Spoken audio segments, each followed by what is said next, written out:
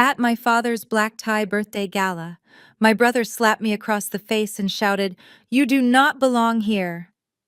Everyone stared, like I was nothing.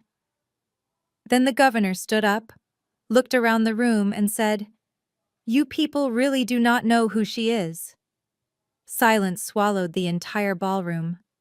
My brother went pale when the governor said, "She is the one who holds your entire future in her hands."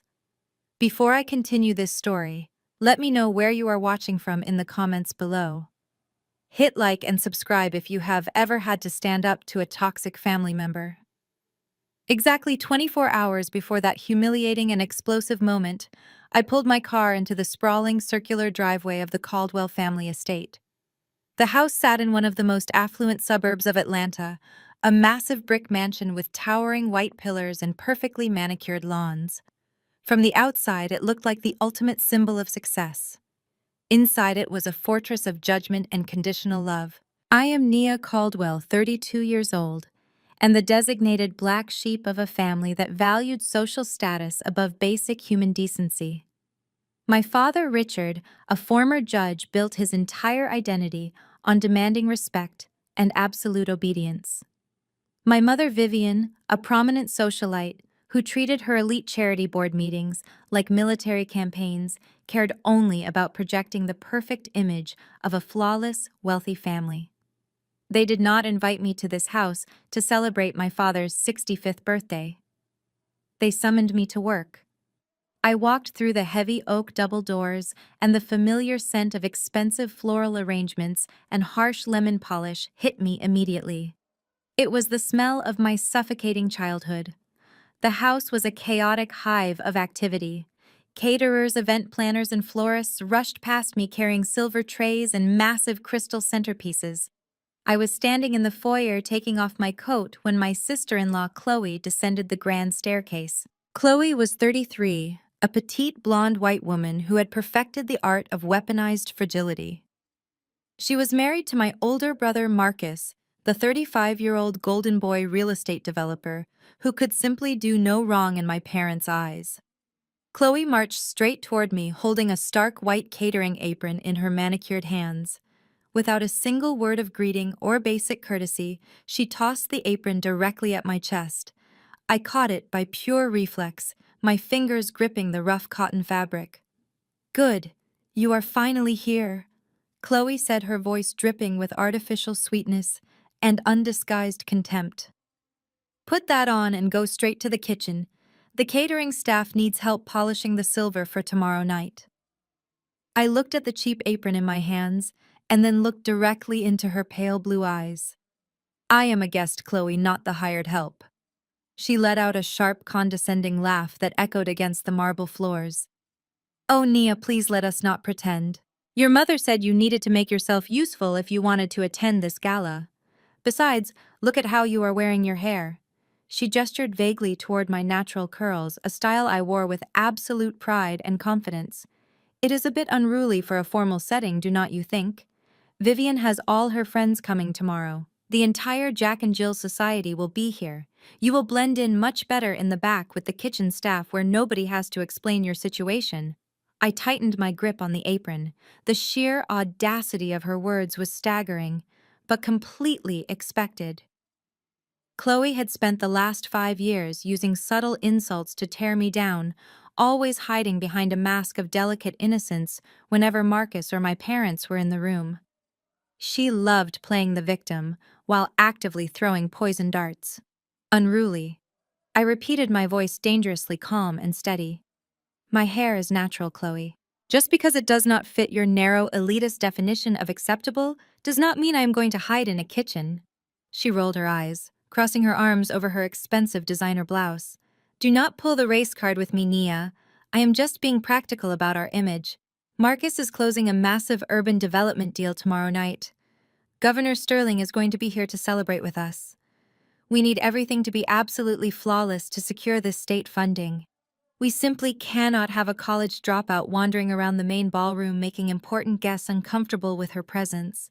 The word dropout hung in the heavy air between us. It was the weapon this family used against me for a decade. The ultimate label of failure they slapped on my forehead to make themselves feel vastly superior. You love using that word, I said, taking a slow, deliberate step closer to her. You love calling me a dropout. But you never seem to mention why I had to leave school. Chloe waved her hand dismissively. Because you could not handle the pressure. Everyone knows you cracked under the weight of expectations. You are just not built for high-level success like Marcus is. I laughed, and it was a harsh, bitter sound. Not built for success. Is that the fabricated story Marcus tells you to soothe his fragile ego? Let me refresh your memory since you married into this family and conveniently ignore the ugly truth. 10 years ago, I was an honors student. I was on track to graduate at the absolute top of my class. I had my entire future brilliantly mapped out. But then your perfect husband decided he wanted to play the role of a tech entrepreneur.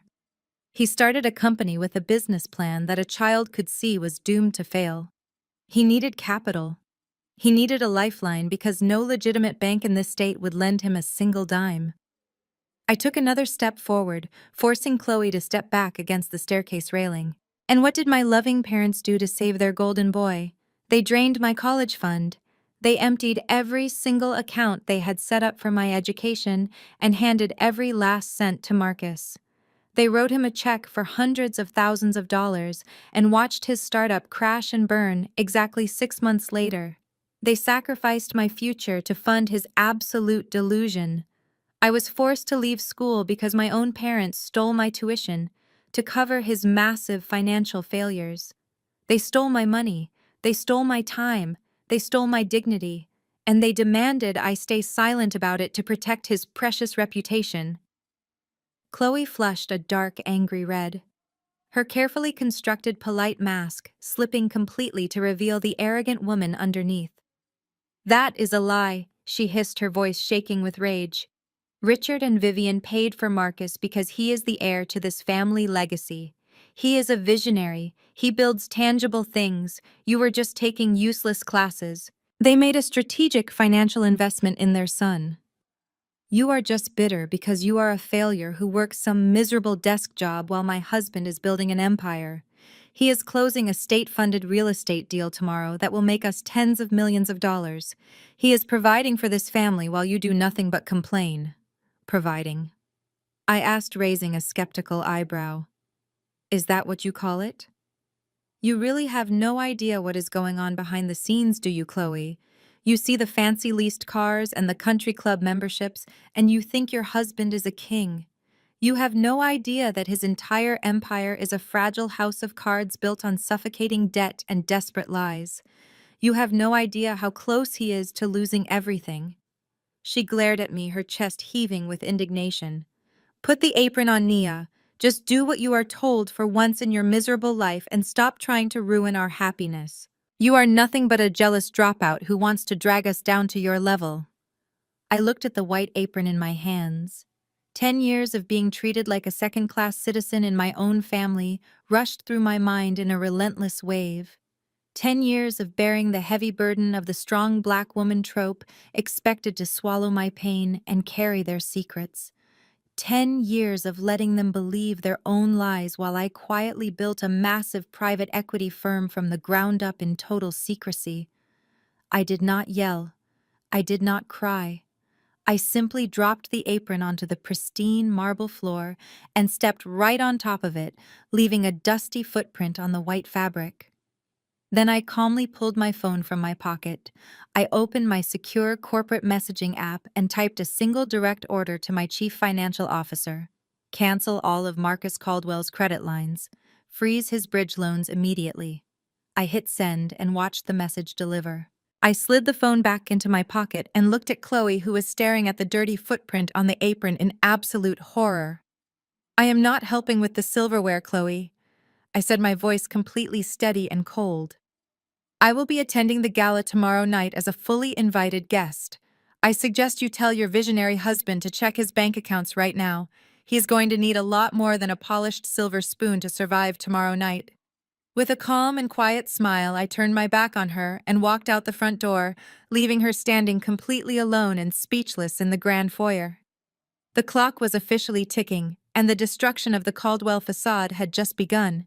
The heavy oak doors of the formal dining room swung open beneath my hands. The air inside felt 10 degrees colder, thick with the scent of roasted rosemary chicken and suffocating pretension. I left Chloe standing in the foyer with her ruined apron and her shattered illusions, but the real battlefield was waiting for me right here. My mother Vivian sat at the opposite end of the long mahogany table, her posture rigid, her pearls gleaming under the crystal chandelier. My father Richard occupied the head of the table, like a presiding judge, a role he had never truly retired from. And sitting to his right, wearing a bespoke suit that I knew for a fact he had purchased on credit, was Marcus. My brother was in the middle of holding court, gesturing grandly with a silver fork. He was bragging loudly and desperately about the state-funded urban renewal project he was supposedly finalizing. He painted a glorious picture of revitalized city blocks, massive community centers, and affordable housing complexes that his firm was going to build. He spoke of millions of dollars in state grants as if the money were already sitting securely in his bank account.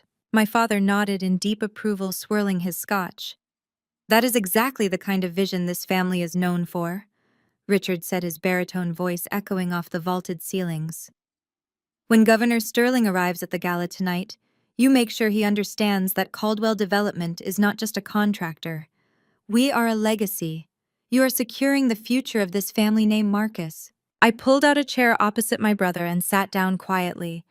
The scraping of the wooden chair legs against the floor cut through their self-congratulatory celebration.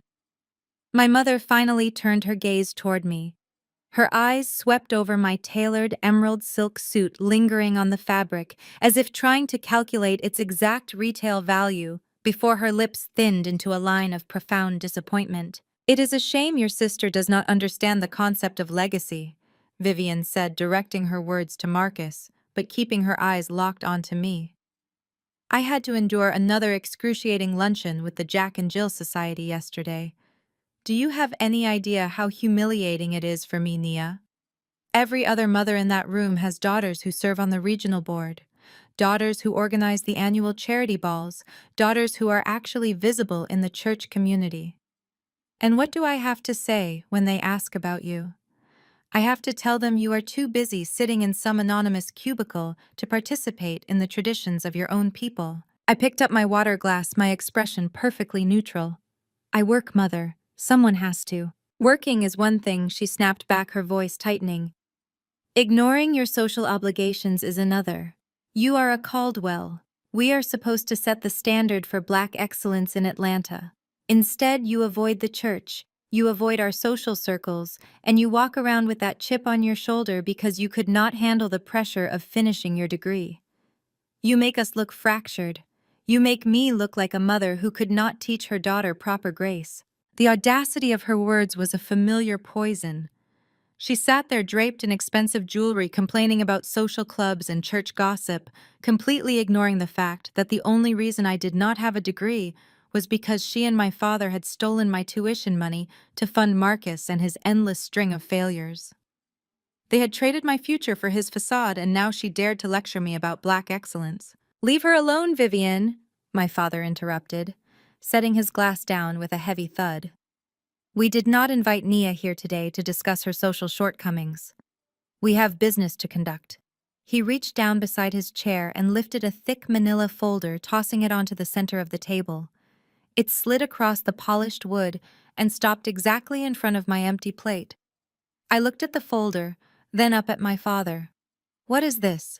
"It is a simple guarantor agreement," Richard said, his tone shifting into the cold, authoritative cadence he used to use in the courtroom. "Marcus has secured the state grant for the urban renewal project. The governor is fully on board. However, the State Oversight Committee requires Caldwell Development to show a specific threshold of liquid capital before they sign the final release of the funds tomorrow morning. It is a standard bureaucratic hurdle." Marcus leaned forward, flashing that perfect empty smile that had fooled so many investors before. "It is just a temporary bridge loan, Nia. Short-term financing to pad the company accounts so the state auditors see exactly what they need to see." The money will just sit there for 48 hours and then I will pay it right back. I opened the folder. The contract inside was from a predatory lending firm, the kind of shadow institution that charged exorbitant interest rates and specialized in burying desperate developers. I scanned the terms quickly, my eyes catching the specific clauses. Marcus was trying to borrow $2 million. The collateral listed on the document was virtually non-existent, which meant the lender was demanding a personal guarantor with an unblemished credit history and verifiable assets. They wanted me to sign it. They wanted me to put my name on a $2 million high-interest loan because Marcus had completely destroyed his own credit score, and my parents had already leveraged everything they owned to keep his sinking ship afloat. "You want me to co-sign this?" I asked, keeping my voice dangerously flat. "You are the only one in the family with no outstanding debt," my father stated, completely unapologetic. "You have a steady job. Your credit is immaculate. Your signature satisfies the lender's risk assessment." I dropped the contract back onto the table. "Let me get this straight. You invited me to this house, allowed your wife to insult me, allowed your daughter-in-law to hand me a catering apron, and now you are ordering me to take on $2 million of toxic debt, so Marcus can pretend he is a successful businessman for the governor tonight." "It is a formality," Marcus snapped, his smile vanishing instantly. "Do not make a big deal out of this, Nia. You are not actually paying anything. You are just lending me your name for 2 days." I looked directly at my brother. "You are bankrupt, Marcus. You have been bankrupt for 6 months. You have defaulted on your last 3 commercial leases, your contractors are preparing to file liens against your company, and you think putting my name on a predatory loan is going to magically fix your incompetence." The color drained from Marcus's face. He shot a panicked look at our father, clearly terrified of how much I actually knew. "Watch your mouth." Richard slammed his hand against the table, rattling the fine china. "You do not speak to your brother that way. He is securing a legacy deal that will benefit this entire family. You owe us this signature, Nia. After everything we have provided for you, putting your name on a piece of paper is the absolute least you can do." "I owe you nothing," I said, my voice rising, vibrating with 10 years of suppressed rage. "You want to talk about what you provided? You provided a masterclass in theft. You drained my college accounts to fund his first failed company. You forced me out of school. I spent my 20s eating cheap noodles and working 3 jobs just to keep a roof over my head while you bought him a new Porsche to maintain his image. I am not signing anything. I am not setting myself on fire to keep your golden boy warm." I pushed the folder back across the table. It slid off the edge and scattered the pages onto the floor. "Find another scapegoat. I am done paying for his mistakes." Marcus bolted up from his chair. The heavy piece of mahogany crashed backward onto the floor. His face was twisted in an ugly, violent sneer. "You think you can just walk away from this? You think you can just sit there in your cheap suit and judge me?" I did not flinch. I did not move. I just stared at him. Marcus circled the table, stopping right beside my chair. He leaned down, his face inches from mine, his breath hot and ragged. "You are going to sign those papers, Nia, because if you do not, I am going to make a phone call." I looked at him unimpressed. "Who are you going to call, Marcus?" "The bank. They already know you are a fraud." "I am going to call the police," he hissed, his eyes wide and manic. "Dad still has plenty of friends in the district attorney's office. He still has judges who owe him favors. It would be very easy for me to file a report claiming you embezzled funds from the family trust. It would be very easy to manufacture a paper trail that points directly to you. We both know how the justice system works in this state. We both know what happens to a Black woman when a respected former judge and a prominent developer accuse her of a felony. They will lock you up, Nia. They will freeze whatever pathetic little savings account you have. They will destroy your reputation, and you will lose that precious little desk job of yours before the sun goes down tomorrow." The room went completely silent. My mother stared at her plate, refusing to intervene, silently complicit in the threat to destroy her own daughter's freedom. My father sat back in his chair, his silence serving as an absolute endorsement of Marcus's blackmail.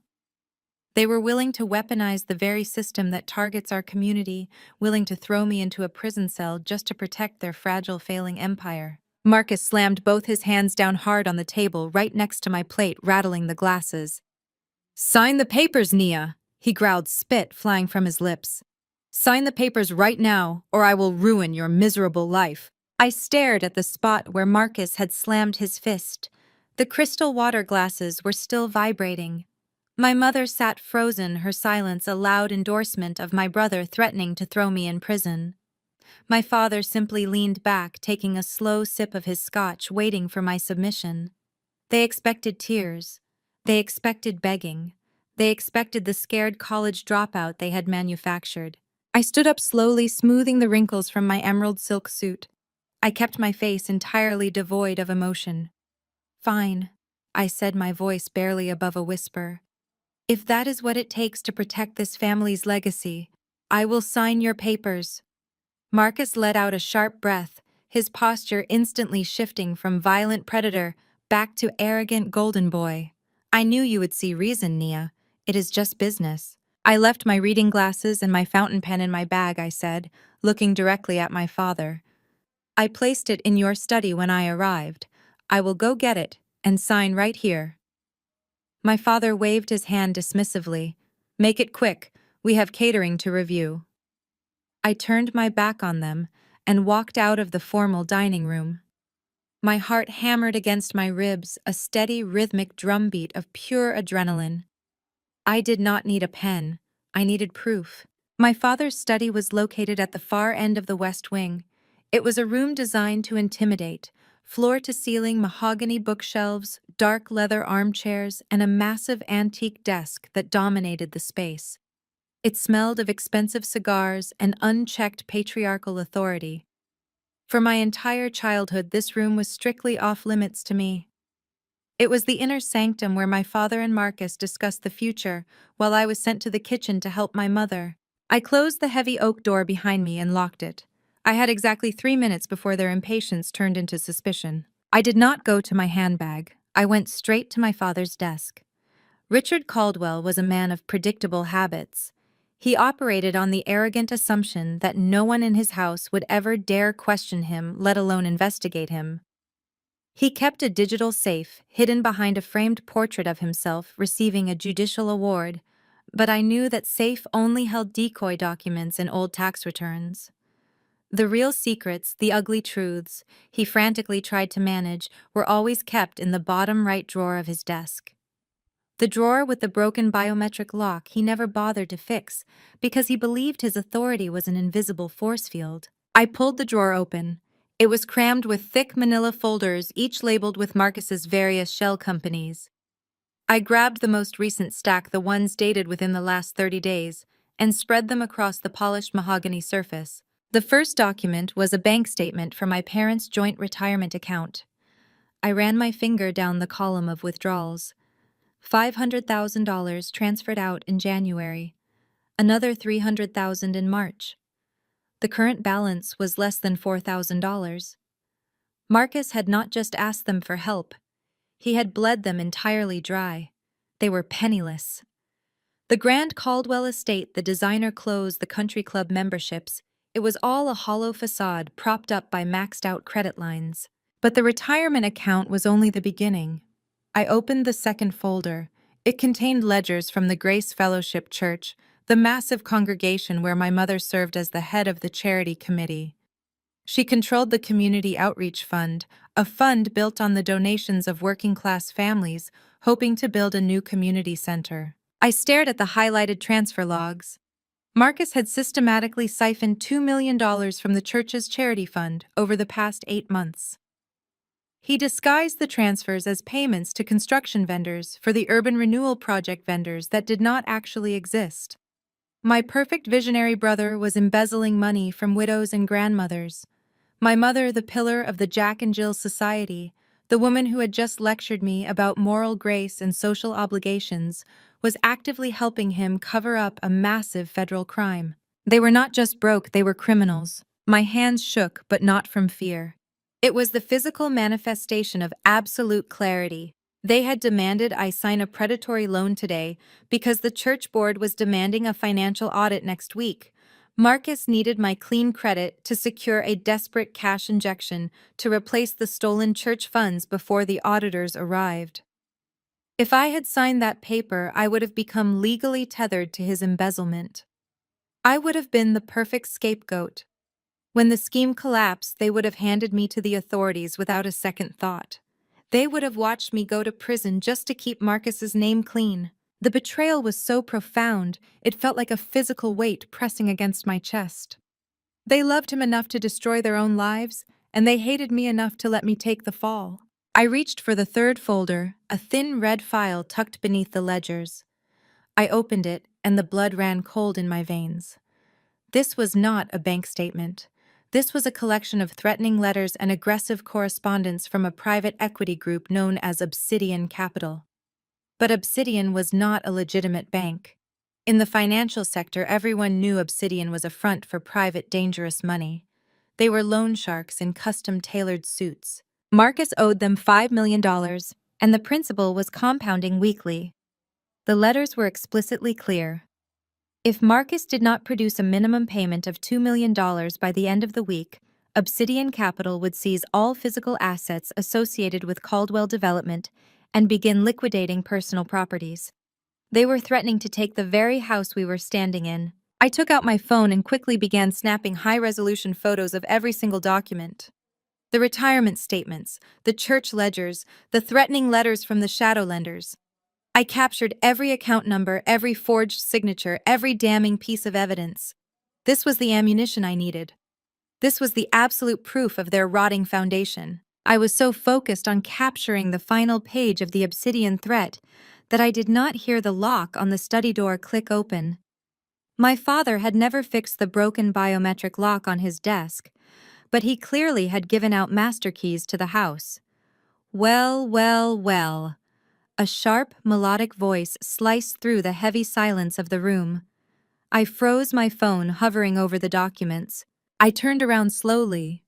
Chloe stood inside the doorway, her arms crossed over her chest. The catering apron was gone, replaced by a fresh, perfectly pressed blazer. Her blonde hair fell in soft waves around her shoulders, framing a face that was twisted into a mask of pure, vindictive triumph. She looked at the documents spread across the mahogany desk, then looked at my phone and finally locked her pale blue eyes onto mine. She did not look surprised. She looked like a spider who had just watched a fly step directly into the center of her web. "I knew it," Chloe said, stepping further into the room. "I told Marcus you were up to something. I told him you did not just yield that easily. You always have to be the smart one, do you not, Nia? You always have to go digging where you do not belong." I swiftly gathered the folders, tapping the edges against the desk to align them. I belong exactly where I choose to be, Chloe. And right now I am looking at evidence that your husband is going to federal prison. He stole from the church. He bankrupted my parents. And he is in bed with lenders who are going to rip this family apart piece by piece. Chloe let out a soft, mocking laugh. She reached behind her back and pushed the heavy oak door shut. The loud, definitive click of the deadbolt sliding into place echoed like a gunshot in the quiet study. "You really do not get it, do you?" she said, her voice dropping to a theatrical whisper. "You think you found some big secret. You think you are going to march out of here and play the hero, but all you have done is trap yourself. Open the door, Chloe." I slipped my phone into my blazer pocket, keeping my posture completely relaxed.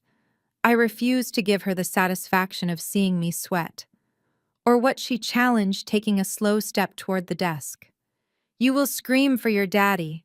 He is the one who helped Marcus forge the church ledgers, Nia. Vivian is the one who authorized the transfers. They all know. I know. We are all in this together to protect the Caldwell name. You are the only outsider here." She stopped a few feet away from me, a wicked, venomous smile spreading across her face. "And now you are locked in a room with classified financial documents you had no permission to access. If I start screaming right now, if I tell Richard and Marcus that I caught you trying to steal proprietary corporate data to sell to a competitor, who do you think they are going to believe?" Chloe reached up and deliberately gripped the collar of her own expensive silk blouse. With one violent, sudden motion, she ripped the fabric straight down the middle, popping the buttons off. They scattered across the hardwood floor like tiny hailstones. She then raised her hand and dragged her own fingernails hard across her cheek, leaving 3 bright red, angry scratch marks. "You are crazy," I stated, watching her perform this calculated self-mutilation with absolute detachment. "I am a terrified white woman who just caught an angry, unstable family outcast trying to commit corporate espionage." Chloe corrected her breathing deliberately, turning shallow and erratic, preparing for her performance. "You attacked me when I tried to stop you, Nia. You got violent.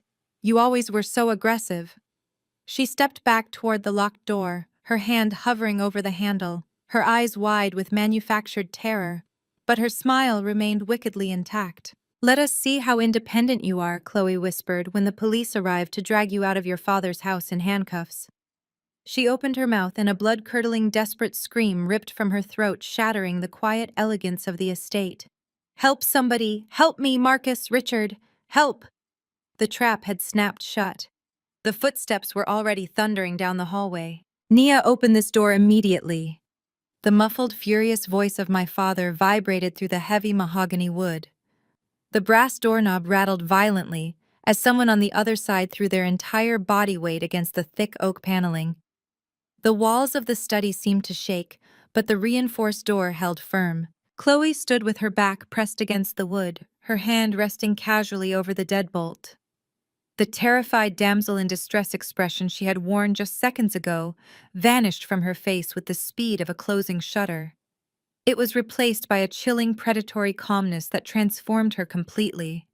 She did not look like a panicked woman seeking help. She looked like a seasoned hunter examining trapped prey. She maintained unblinking eye contact with me as she reached her right hand over to her left shoulder. She gripped the collar of her pristine, custom-tailored silk blouse. With a sudden, violent downward yank, she ripped the fabric straight down the center. The expensive pearl buttons popped off, scattering across the polished hardwood floor like a handful of dropped marbles. The silk tore with a loud, abrasive sound, leaving her shoulder completely exposed. She did not stop there. She raised her manicured hands, displaying sharp acrylic nails, and pressed them hard into the tender skin of her own forearms. She dragged her nails downward in a brutal, deliberate motion. 4 angry, jagged red lines welled up immediately, beads of crimson blood rising to the surface and dripping down her pale skin. She did not wince. She did not gasp. Her breathing remained perfectly steady, her eyes locked on mine with a sociopathic intensity. $2 million, Chloe whispered. Her voice was barely audible over the relentless thumping against the door, yet it carried a sharp metallic edge that cut through the noise. "That is the exact amount of liquid capital Marcus needs transferred into the Caldwell Development holding accounts by tomorrow morning. He needs it to satisfy the state auditors, and more importantly, he needs it to keep Obsidian Capital from seizing this estate, our cars, and my entire lifestyle. I know you have it, Nia. You have always been a compulsive little saver, hoarding your miserable paycheck from whatever desk job you work. You are going to open your banking application on your phone right now. You are going to wire every single liquid asset you possess into Marcus's account, and then you are going to digitally co-sign that bridge loan document sitting on the dining room table." Chloe tilted her head, a venomous smile playing on her lips. "If you do exactly as I say, I will unlock this door. I will fall sobbing into my husband's arms and tell them I simply saw a mouse and had a severe panic attack. I will tell them I scratched my own arms backing into the bookshelf in my blind terror. We will all go back to the dining room, finish your mother's dry roast chicken, and pretend this little corporate espionage attempt never happened. You get to walk out the front door and go back to your pathetic, invisible life." She dragged her nails down her other arm, creating a matching set of bleeding lacerations. "But if you refuse," she continued, taking a slow, measured step toward me, "I will unlock that door and collapse onto the hallway floor in a heap of torn silk and blood. I will tell Richard that you cornered me in his study. I will tell him I caught you trying to steal his private financial documents, and when I tried to intervene, you flew into an uncontrollable, violent rage. I will say you tackled me, ripped my clothes, clawed my arms, and threatened to kill me. I looked at the scratches bleeding on her arms, the torn silk hanging off her shoulder. It was a terrifyingly brilliant, deeply sinister performance. It was the ultimate weaponization of her identity. Chloe saw the cold calculation in my eyes, and her smile widened into a shark-like grin.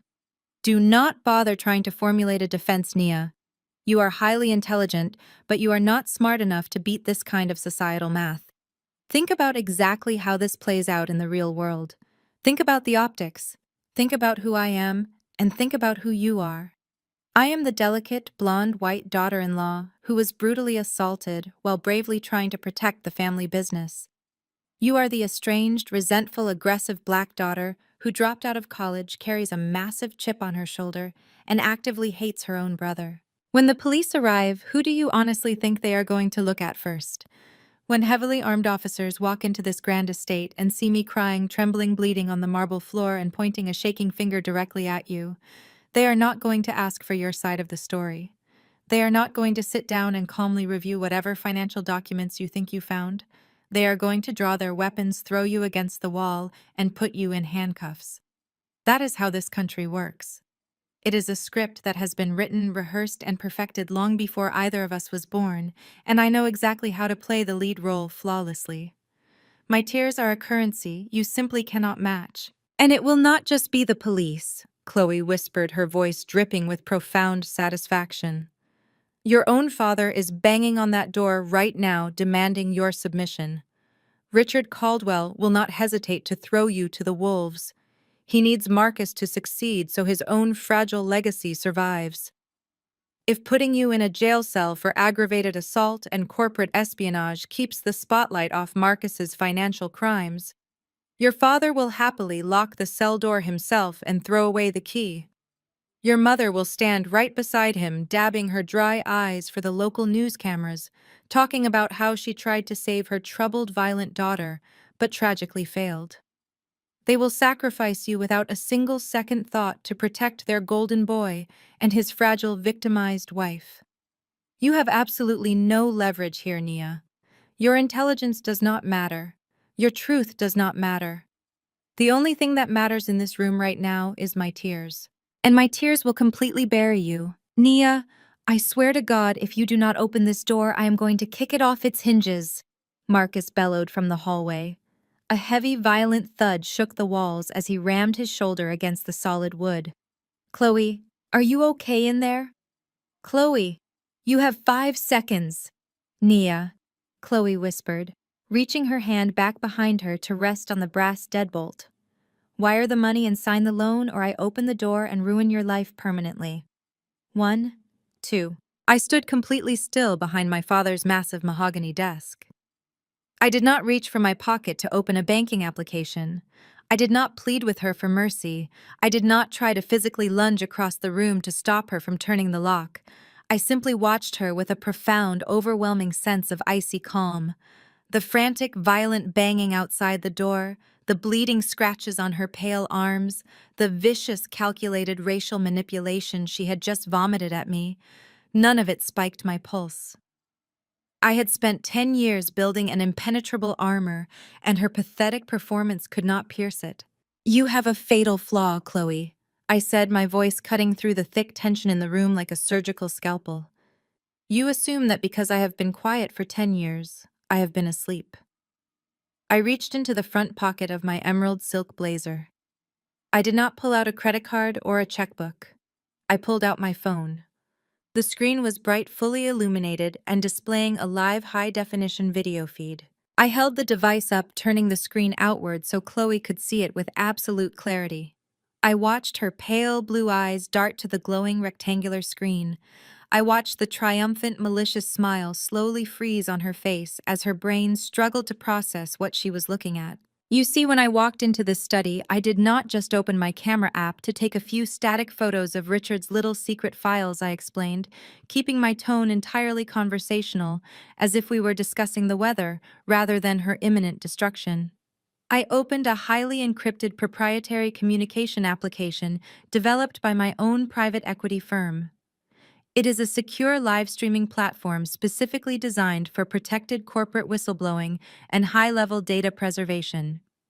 For the last 4 minutes, my phone's front-facing camera has been broadcasting every single second of this interaction directly to a secure, unhackable cloud server. Chloe's hand dropped away from the deadbolt as if the brass metal had suddenly turned red hot. The color drained from her face so rapidly, she looked almost translucent, resembling a ghost haunting her own life. Her mouth opened, but no sound came out. The air seemed to vanish from her lungs. The feed, I continued taking a slow, measured step toward her around the edge of the desk, is being simultaneously mirrored to 3 different remote locations. The first is my chief legal counsel's private desktop monitor. The second is an anonymous, highly monitored Dropbox at the regional office of the Federal Bureau of Investigation. And the third, which is my absolute personal favorite, is a direct secure link to the investigative division of the Internal Revenue Service. They are currently watching high-definition, unedited, crystal-clear footage of you violently ripping your own clothes, clawing your own arms, and explicitly detailing a calculated plan to extort me for $2 million to pay off Marcus's illegal shadow loans. They just heard you casually admit that Richard and Vivian authorized the theft of church charity funds. They heard you confess to the entire criminal conspiracy. The banging on the door suddenly stopped.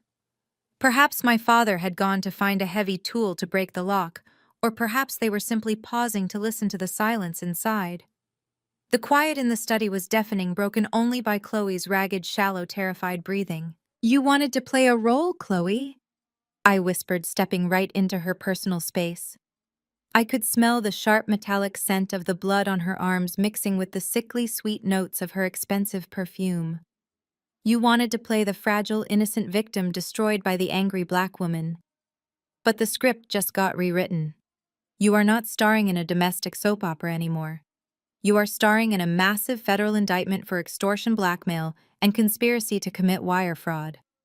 And the best part is, you provided the entire confession yourself, completely unprompted, right into a federal microphone. Chloe was completely paralyzed. The malicious, arrogant woman who had tossed a catering apron at me 24 hours ago was entirely gone. The venomous manipulator who had just threatened to weaponize her white tears to put me in a cage was permanently extinguished. She was literally turned to stone, her eyes wide with a profound terror that was no longer manufactured for an audience. She was staring at the glowing red recording dot on my phone screen as if it were the barrel of a loaded gun pointed directly at her forehead. The grand ballroom of the St. Regis Hotel was a blinding sea of crystal chandeliers, imported white orchids, and the absolute elite of Atlanta's high society. The air was thick with the scent of expensive perfume aged scotch and the suffocating arrogance of inherited wealth.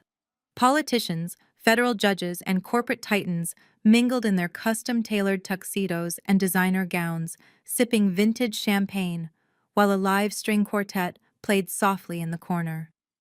It was the ultimate display of power and prestige, a meticulously crafted illusion designed to celebrate my father's 65th birthday and solidify Marcus's highly anticipated real estate deal. I stepped through the gilded double doors wearing a custom-designed floor-length emerald silk gown. The dress was a masterpiece of architectural precision, radiating a quiet, undeniable authority. I did not look like a failure. I did not look like a woman who had been threatened with federal prison just 24 hours earlier. I looked exactly like what I secretly was, the apex predator in a room full of oblivious prey. I barely had time to take a single breath before Vivian's manicured fingers clamped down on my bare arm like a steel vice. My mother materialized out of the crowd, a frozen camera-ready smile plastered across her face, while her perfectly manicured nails dug painfully into my skin. She wore a diamond necklace that cost more than most people earned in a decade, but her eyes were entirely devoid of warmth. She did not greet me. She did not compliment my appearance. She simply dragged me away from the grand entrance, pulling me roughly toward the shadows at the outer edges of the ballroom. "You have a colossal amount of nerve showing up here looking like you belong at the head table," Vivian hissed, keeping her voice pitched just low enough to avoid drawing the attention of a nearby state senator. I told you to make yourself useful in the kitchen. I did not invite you here to put on a fashion show and parade around my friends. I am a Caldwell mother, I replied, my voice perfectly calm, as I allowed her to pull me through the maze of elegantly decorated tables. I am simply dressing for the occasion. You are a stain on this family's reputation. She snapped her grip, tightening on my arm. Do you have any idea what I have endured today? I have spent the last 3 hours fielding questions from the women on my charity board. They all want to know why my daughter refuses to join the Jack and Jill Society. They want to know why you are never seen at church functions. I have to stand there and smile while they pity me for raising a sullen, ungrateful college dropout who works a miserable desk job and refuses to honor her social obligations. You make me look like a failure, Nia. You make this entire family look fractured. She abruptly stopped walking and shoved me forward. We had reached the absolute back of the massive ballroom. I looked at the table she had forced me toward. It was a tiny, cramped circle shoved violently into the darkest corner of the room. It was pushed so far back that my chair was physically touching the heavy, swinging metal doors that led directly into the catering kitchen. Every time a waiter rushed through those doors with a tray of food, a blast of hot air smelling of industrial dish soap, roasted meat, and garbage hit the back of my neck. It was not just a bad seat. It was a calculated geographical insult. It was a physical manifestation of my place in this family. You are going to sit exactly right here, Vivian ordered, pointing a trembling diamond-adorned finger at the chair. You do not speak to the press. You do not approach the VIP section. You absolutely do not go anywhere near the governor's table. Marcus is about to secure a $30 million state grant tonight that will cement our family legacy for the next century. I will not allow your bitter, jealous disposition to ruin the most important night of your brother's life. You will sit here. You will stay entirely invisible, and you will not embarrass me. Vivian turned on her heel and marched back toward the brilliant light of the dance floor, her fake smile instantly snapping back into place as she greeted a wealthy real estate investor. I slowly pulled out the chair and sat down. I did not argue. I did not show a single ounce of humiliation. I simply smoothed the emerald silk of my gown over my knees and picked up my crystal water glass. I was completely comfortable in the shadows. It gave me the perfect vantage point to watch the execution I had carefully orchestrated. The tables immediately surrounding my dark corner were filled with the lower-tier guests. These were the distant acquaintances, the minor church officials, and the social climbers desperate to be in the same room as Richard Caldwell. They were also the loudest gossips in the city. I sat quietly taking a slow sip of my ice water and listened as the venomous whispers began to swirl around me. The older woman sitting at the table directly to my left leaned over and shielded her mouth with a sequined clutch, speaking to a retired pediatric surgeon. "Is that the Caldwell girl?" the woman whispered, her eyes darting toward me with a mixture of morbid curiosity and absolute disgust. "The one who dropped out of school and had that terrible mental breakdown?" "Yes," the surgeon replied, shaking his head in mock sympathy. "Vivian was just telling me about her at the country club last week. It is a profound tragedy. A brilliant, exceptional family like the Caldwells, and she contributes absolutely nothing to their legacy. I heard she lives in a tiny, rundown apartment in the city. Richard has to pay off her landlord every single month just to keep an eviction off the public record. He spends a fortune keeping her off the streets." The woman gasped, clutching her pearls. "Marcus is an absolute saint for putting up with it. He is so generous to even allow her inside this venue tonight. I heard he actually offered to hire her as a basic receptionist at his development firm just to give her some structure, but she flatly refused. She is too proud and too lazy to do a hard day of work. She just leeches off her parents' trust fund while Marcus builds a real empire. It breaks Vivian's heart." I kept my eyes fixed straight ahead. The lies were so deeply entrenched, so meticulously crafted by my parents over the last 10 years that they had become absolute social gospel. My family had painted themselves as noble, long-suffering martyrs burdened by a parasitic, ungrateful daughter. They used my fabricated failures to highlight Marcus's fabricated success. Across the room, standing on a raised, brightly lit dais, Marcus was currently holding court. He was surrounded by a tight circle of wealthy private investors and state politicians. He held a glass of vintage champagne in one hand, gesturing grandly with the other. He looked slightly manic, a thin sheen of nervous sweat glistening on his forehead. The freezing of his credit lines yesterday must have sent him into a blind panic, but his massive ego overrode his terror. He firmly believed he was untouchable.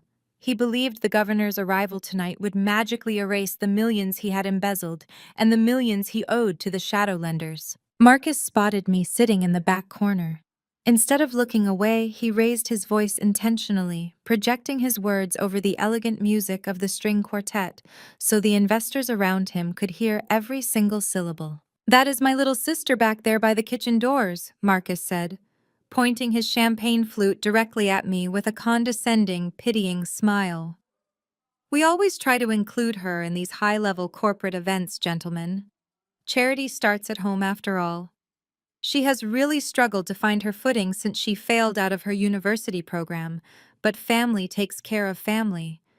I have spent my entire career working 80-hour weeks, making sure my parents never have to worry about supporting her financially.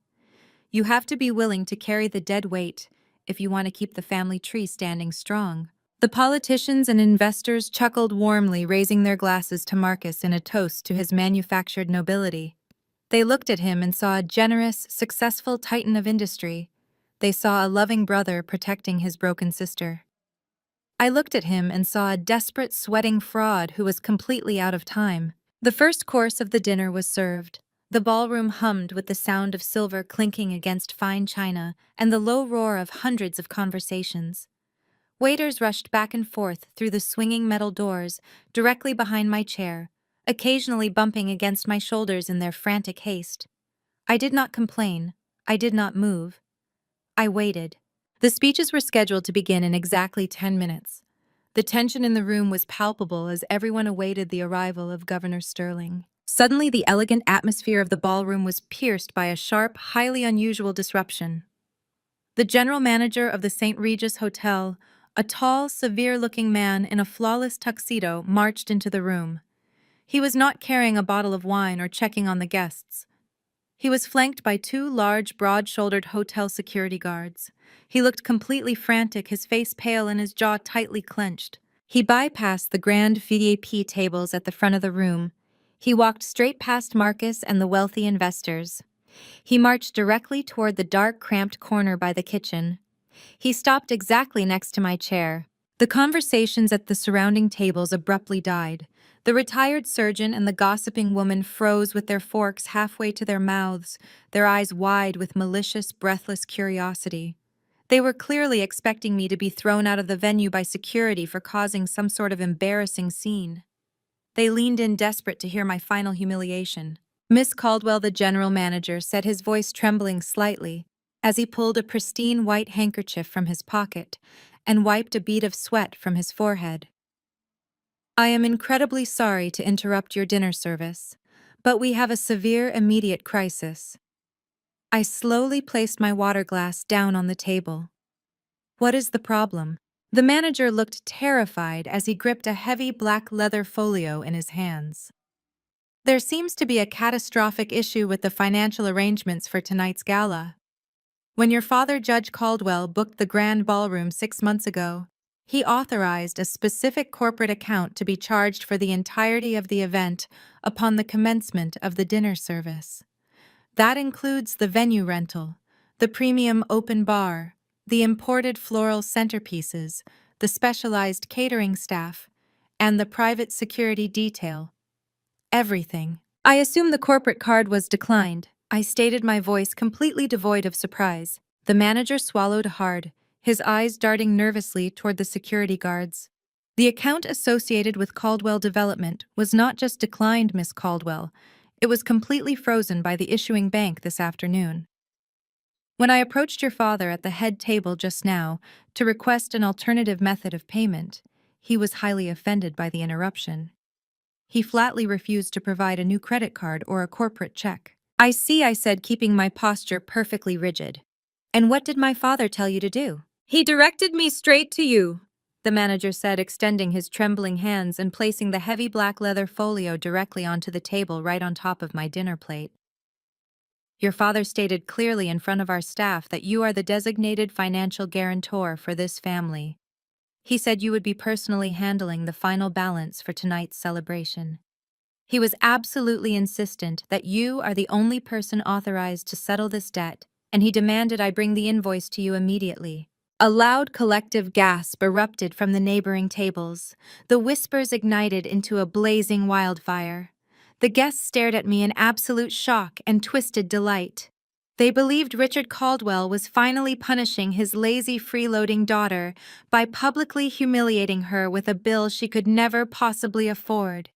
They believed my father was publicly stripping me of my dignity, forcing me to admit my total financial ruin in front of the entire elite society of Atlanta. I looked down at the black leather folio resting on my plate. I reached out and slowly opened the cover. The itemized invoice stretched across 3 long, detailed pages. I let my eyes trace the numbers all the way down to the bold black ink at the bottom of the final page. The total balance due immediately was $385,000. My father had set a brilliant, vicious trap. He knew Marcus's development accounts were frozen. He knew the shadow lenders were closing in, and the family was entirely out of cash. He had intentionally transferred the financial liability of this massive opulent gala directly to my name. He wanted to force me into a blinding public panic. He wanted me to be so terrified of being arrested for defrauding a luxury hotel that I would run crying to the head table begging for his mercy, completely willing to sign whatever predatory loans he demanded just to save myself from going to jail. I closed the leather folio. I looked past the nervous manager, past the whispering guests, and stared directly across the massive, sparkling ballroom. Richard Caldwell was sitting at the head table watching me. A smug, victorious, deeply arrogant smile was spread wide across his face. He raised his crystal glass of expensive scotch, pointing it directly at me from across the room in a silent, mocking toast. He truly believed he had me completely cornered. He believed he had finally broken me. I did not break eye contact with Richard Caldwell. I did not blink. I did not shed a single tear. I simply picked up the heavy black leather folio from my dinner plate. The general manager of the St. Regis Hotel stood frozen next to my chair, his face pale, waiting for me to shatter into a million pieces. He expected me to weep, to hyperventilate, to beg for a phone to call my bank. Instead, I stood up. The emerald silk of my custom gown fell perfectly into place around my silhouette. I handed my crystal water glass to a passing waiter and began to walk. I stepped out of the dark, cramped corner by the kitchen doors and moved directly into the blinding light of the crystal chandeliers. I did not walk with the hurried, panicked steps of a victim. I walked with the slow, measured cadence of an executioner. The retired pediatric surgeon and the gossiping woman to my left immediately fell silent, their eyes wide as saucers as they watched me glide past them. The entire ballroom seemed to collectively hold its breath. The soft music from the string quartet was drowned out by the rustle of expensive fabrics and the sharp intake of breath from hundreds of guests who realized the family outcast was marching straight into forbidden territory. The VIP dais was elevated 2 steps above the rest of the ballroom. It was a fortress of white orchids and silver candelabras, heavily guarded by the invisible shield of extreme wealth. Richard sat at the exact center, flanked by local politicians, state senators, and the wealthiest private equity investors in Atlanta. Marcus stood to his right, his face already flushing with angry color as he saw me approaching. Vivian was seated to Richard's left, and the moment she saw me step onto the raised platform, her polite, camera-ready smile instantly transformed into a mask of pure, unadulterated horror. I did not stop at the edge of their sacred circle. I walked directly past a state senator, ignoring his confused expression, and stopped dead center in front of my father. I raised my hand and dropped the black leather folio directly onto the center of his pristine gold-rimmed dinner plate. The heavy folder hit the fine china with a sharp, violent crack that echoed across the surrounding tables. Several investors jumped in their seats. Having a problem with the catering arrangements, Nia, my father asked. He leaned back in his leather chair, swirling his scotch, completely unbothered by the loud noise. His voice was laced with a thick, suffocating arrogance. He was performing for the politicians sitting next to him, playing the role of the benevolent patriarch, dealing with an unstable, hysterical child. I am not having a problem at all, Richard, I replied, deliberately using his first name. The disrespect hung in the air like a drawn blade.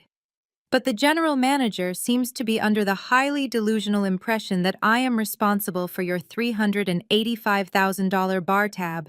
Vivian bolted up from her chair, her diamond necklace flashing under the lights. She grabbed my forearm, her manicured nails digging fiercely into my skin. Have you lost your absolute mind? She hissed, her voice, a frantic, venomous whisper, meant only for my ears. The governor is walking through those doors in less than 5 minutes. You are embarrassing us in front of the entire regional board. Get back to your table this instant before I have security drag you out the service elevator. I looked down at my mother's hand gripping my arm. I did not pull away. I simply stared at her fingers until she felt the sheer freezing temperature of my gaze and slowly released her grip. You wanted me to pay for the party, Mother, I said, keeping my voice loud enough for the investors at the table to hear every word. I am simply trying to understand why the prominent, successful Caldwell family is attempting to force a college dropout to cover the cost of their own gala. Marcus stepped forward, stepping between me and the investors, attempting to physically block their view of me. He flashed a tight, desperate smile at the surrounding VIPs before turning his glare on me. Stop making a scene, Nia, he ordered, his voice vibrating with barely contained rage. You have lived off this family for years. You eat our food, you live in the properties Dad subsidizes for you. It is a simple family contribution. Do not throw a tantrum just because you are too broke to handle a basic societal obligation.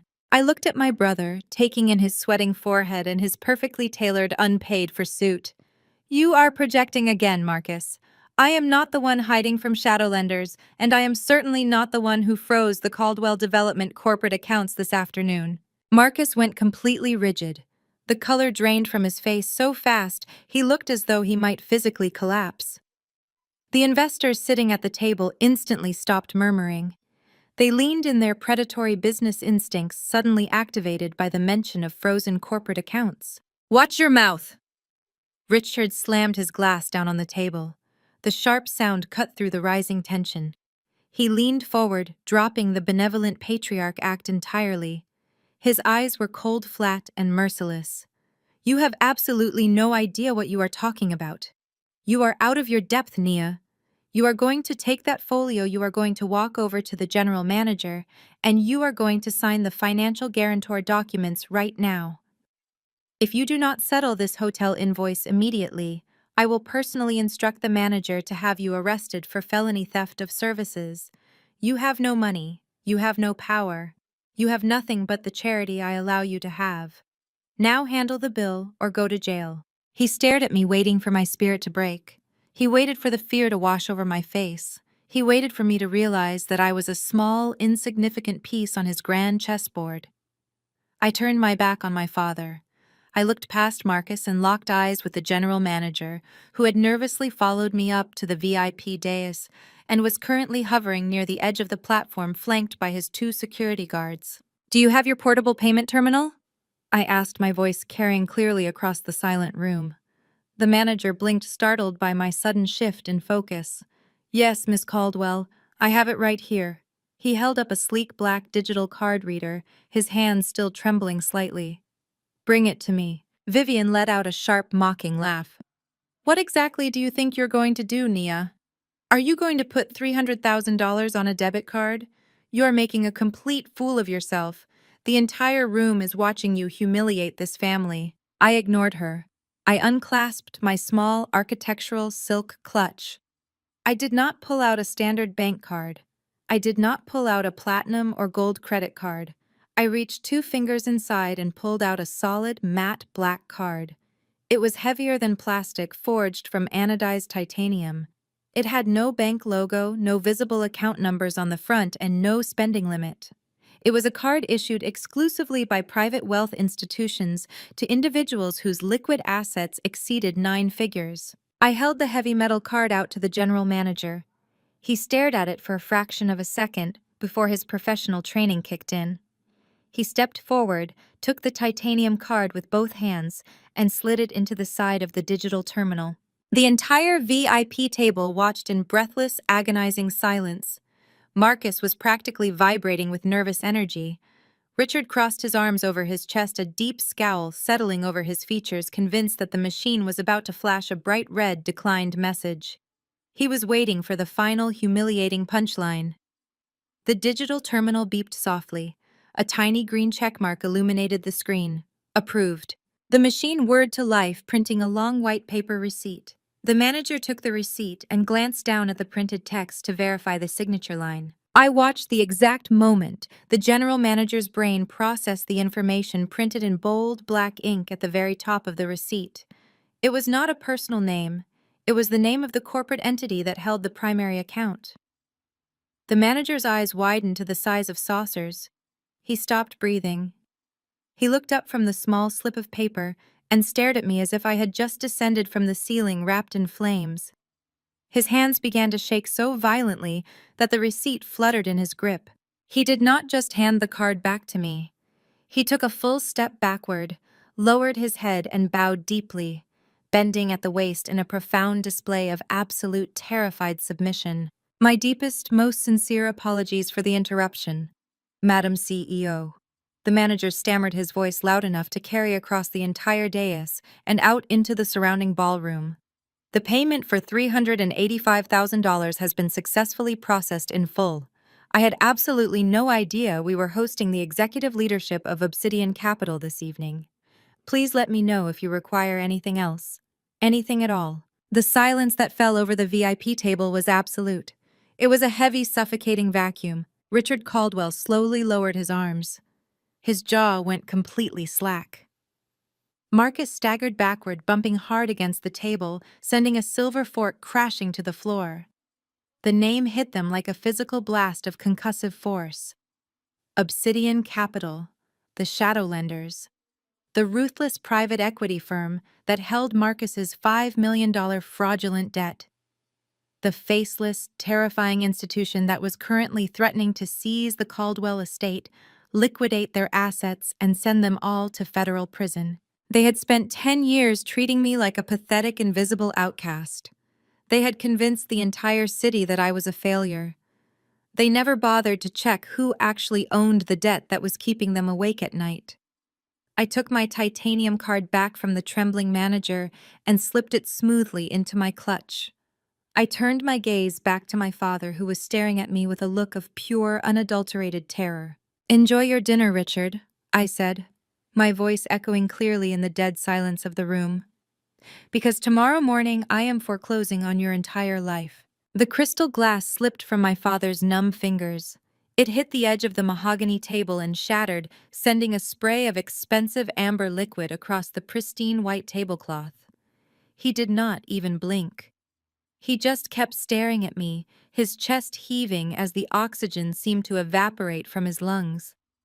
The great Judge Caldwell, the man who had dictated my worth my entire life, was entirely speechless. The silence in the grand ballroom was no longer just quiet.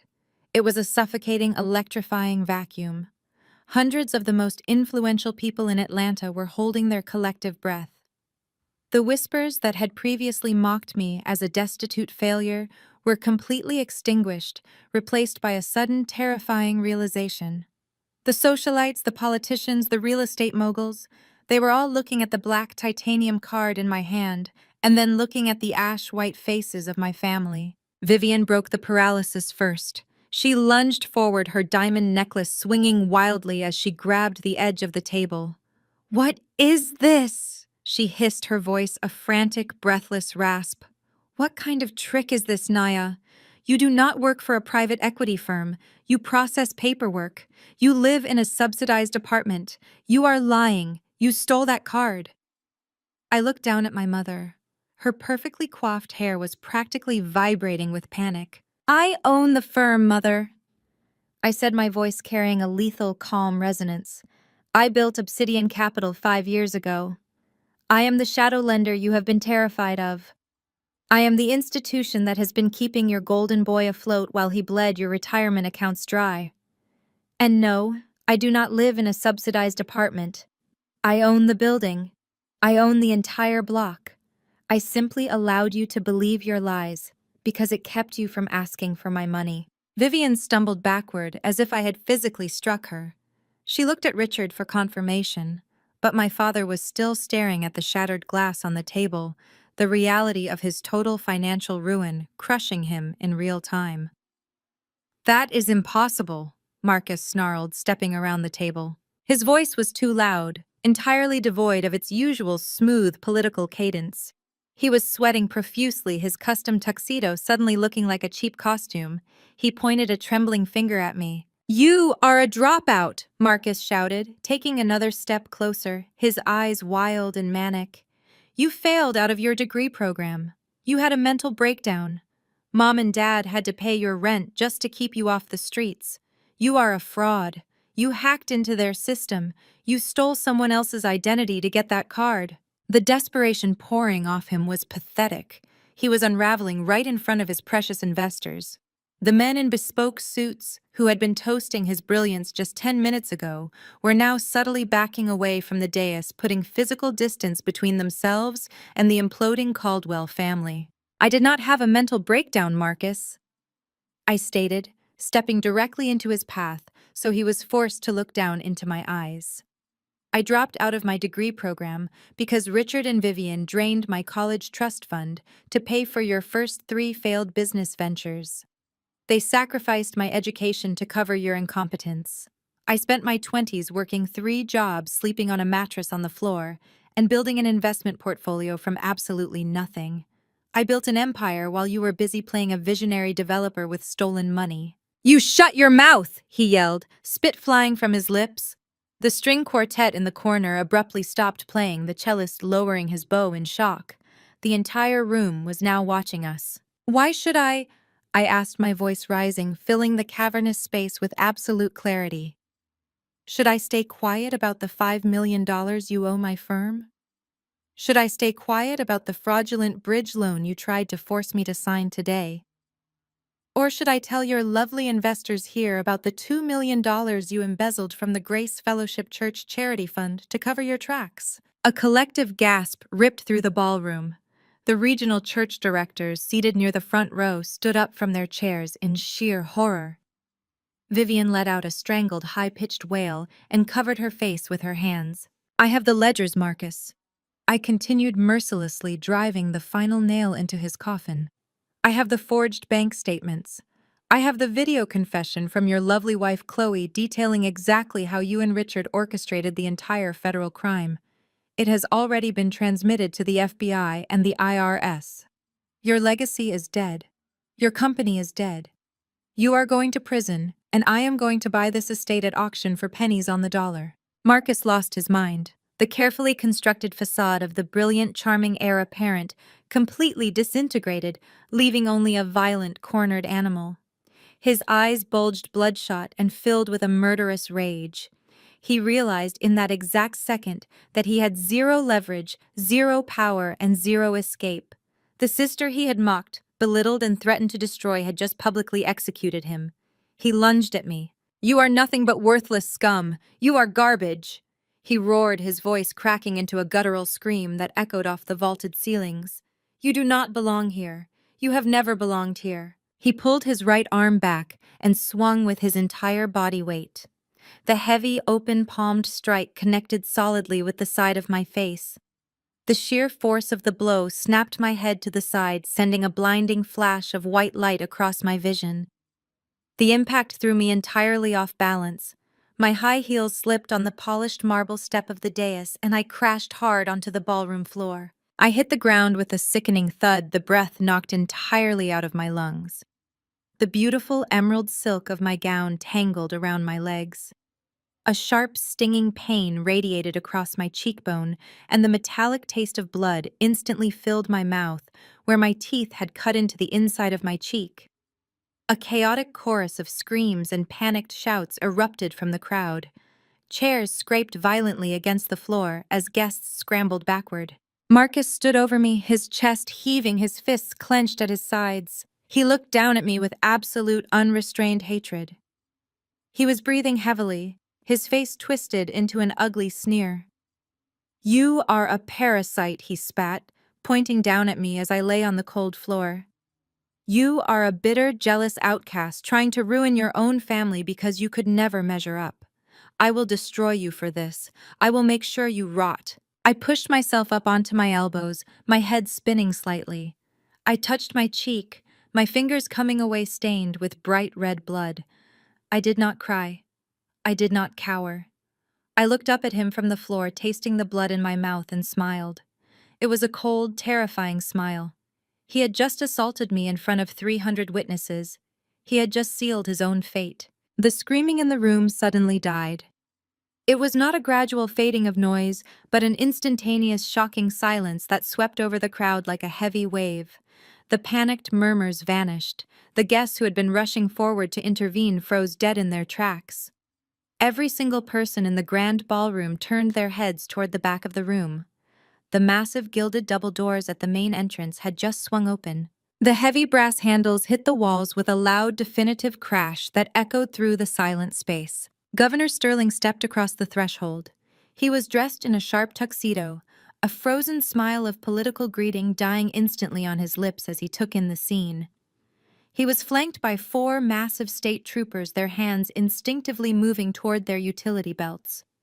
Behind them, a horde of flash photography erupted as the local press corps pushed their way into the ballroom, cameras rolling, capturing every single detail of the disastrous tableau. They captured the shattered glass on the VIP table. They captured my mother sobbing into her hands. They captured Marcus red-faced and sweating, standing with clenched fists. And they captured me, the bleeding, bruised woman sitting on the marble floor in a torn designer gown. The flashbulbs strobed like lightning, illuminating Marcus's total destruction. Marcus blinked against the blinding glare of the cameras. The physical exertion of striking me had left him momentarily breathless, but the sudden arrival of the most powerful politician in the state acted like a violent electrical shock to his system. He looked at the governor, looked at the press corps, and his fractured mind made a desperate, catastrophic leap in logic. He actually believed this was his moment of triumph.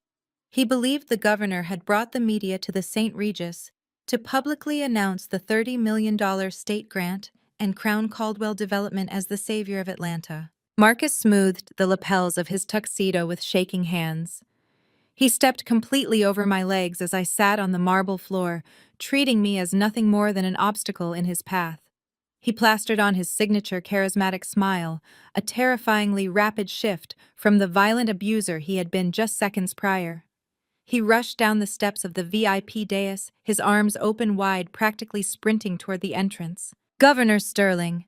"What an absolute honor!" Marcus called out, his voice projecting over the chaotic snapping of the camera shutters.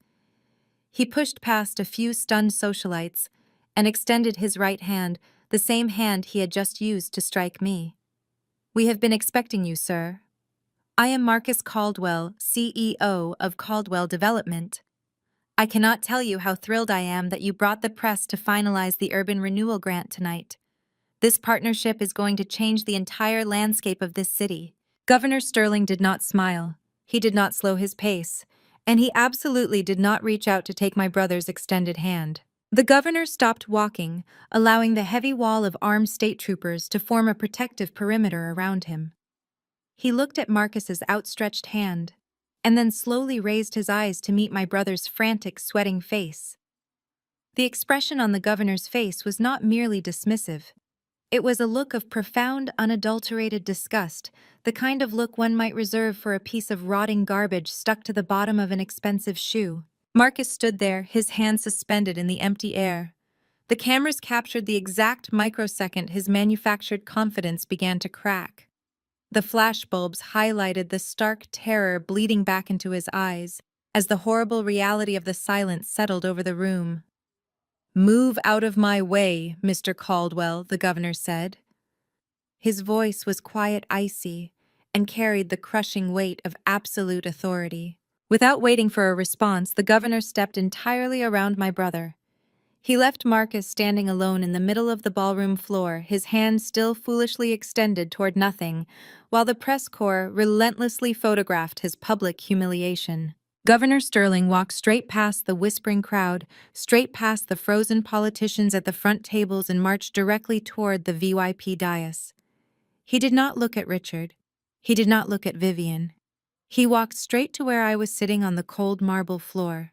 He reached down, extending his hand to me. I took it. His grip was firm and respectful. He pulled me up effortlessly, steadying me as I regained my balance on my high heels. I brushed the dust from my torn emerald silk gown and wiped the corner of my mouth with the back of my hand, smearing a streak of bright red blood across my knuckles. "Are you all right, Madam Chairman?" the governor asked, his voice completely stripped of its political polish, replaced by genuine concern. "I apologize for the delay. My security detail was attempting to clear the perimeter before we entered, but we heard the commotion." "I am perfectly fine, Governor," I replied, my voice steady, projecting clearly across the dead silent ballroom. "It takes significantly more than a temper tantrum to keep me on the floor." The sound of the governor addressing me with such profound deference sent a shockwave of utter bewilderment through the crowd. The wealthy investors who had been backing away from the dais suddenly stopped. The gossiping socialites in the back corners strained their necks, unable to comprehend what they were witnessing. My father finally snapped out of his paralysis. The sight of the governor helping his disgraced outcast daughter off the floor short-circuited his brain. He rushed forward, his face flushed an angry, volatile purple. "Governor Sterling, there has been a terrible misunderstanding here," Richard boomed, attempting to assert his patriarchal dominance over the situation. "My daughter is deeply unwell. She is having a severe mental episode. We are currently trying to handle this private family matter. If you would just step aside, I will have security escort her to a medical facility, and we can proceed with the business of the evening. We have a grant to finalize." Governor Sterling turned his head slowly. He looked at my father with the same chilling contempt he had shown Marcus. He let his gaze sweep over Richard, then over Vivian, who was trembling so violently her diamond necklace was shaking, and finally back to Marcus, who was slowly retreating toward the edge of the room. "Do you people really not know who she is?" the governor asked. The question was not rhetorical. It was laced with absolute mocking disbelief. Richard blinked, completely derailed by the question. "She is my daughter. She is a college dropout who processes paperwork. She has nothing to do with Caldwell Development or the state grant." The governor let out a sharp, humorless laugh that echoed off the crystal chandeliers. He turned his back on my father and faced the sea of journalists and cameras that were currently broadcasting this entire spectacle live across the state. "Let me be entirely clear," the governor announced, his voice booming through the grand space. "There seems to be a massive, fraudulent misconception circulating in this room regarding the downtown urban renewal project. Caldwell Development has been publicly claiming that the state is providing a $30 million taxpayer grant to fund their construction. That is a complete and utter lie." The gasps from the investors at the surrounding tables were audible. Marcus physically swayed on his feet, reaching out to grip the back of an empty chair to keep himself from collapsing. "The state of Georgia is not putting a single dime of taxpayer money into Caldwell Development." The governor continued, twisting the knife. "The state simply agreed to facilitate the zoning permits completely contingent on Caldwell Development, securing private third-party financial backing. We required them to find a solitary corporate guarantor with the liquid capital necessary to underwrite the entire $30 million project." The governor turned slightly, gesturing respectfully toward me. That private backing, the governor declared, his voice ringing with absolute finality, was secured through Titanium Capital, the parent investment fund of Obsidian Capital. It is the largest, most aggressive, and most heavily capitalized private equity fund in the entire American South. He paused, letting the immense weight of the financial institution settle over the room. My parents looked as though the oxygen had been vacuumed from their lungs. "And this woman," the governor said, looking directly at my father, "is not a paperwork processor.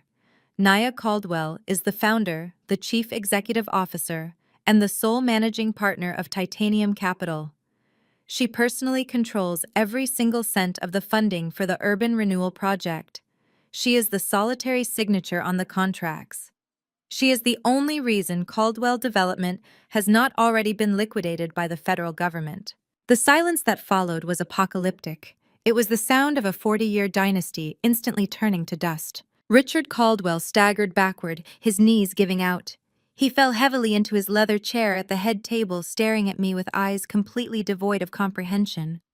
The arrogant patriarch who had demanded my submission, who had tried to force me to sign predatory shadow loans, was now looking at the very architect of his destruction. He realized that the mysterious, terrifying shadow lenders who had been threatening to seize his estate and throw his son in federal prison were not faceless corporate sharks. It was me. I was the lender. I was the debt collector. Vivian let out a choked, desperate sob.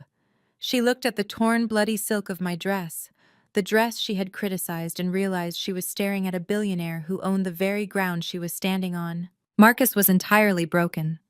He slid down the back of the chair he was holding, collapsing onto his knees on the ballroom floor.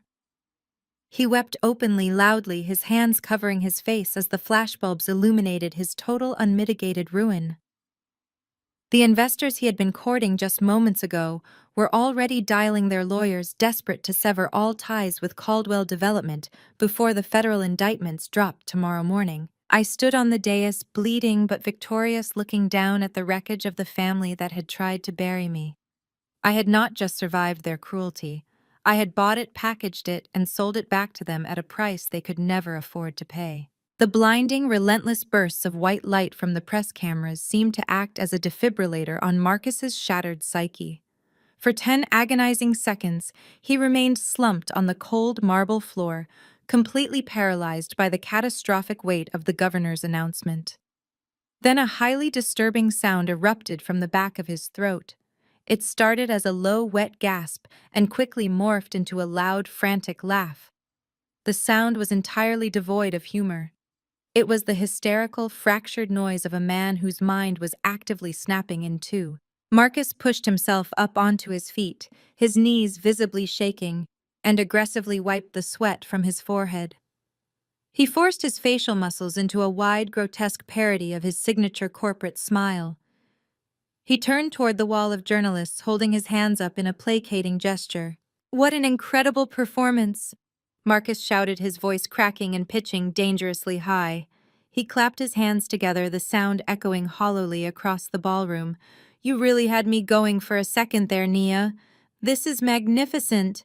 Ladies and gentlemen of the press, let us give a massive round of applause to my little sister.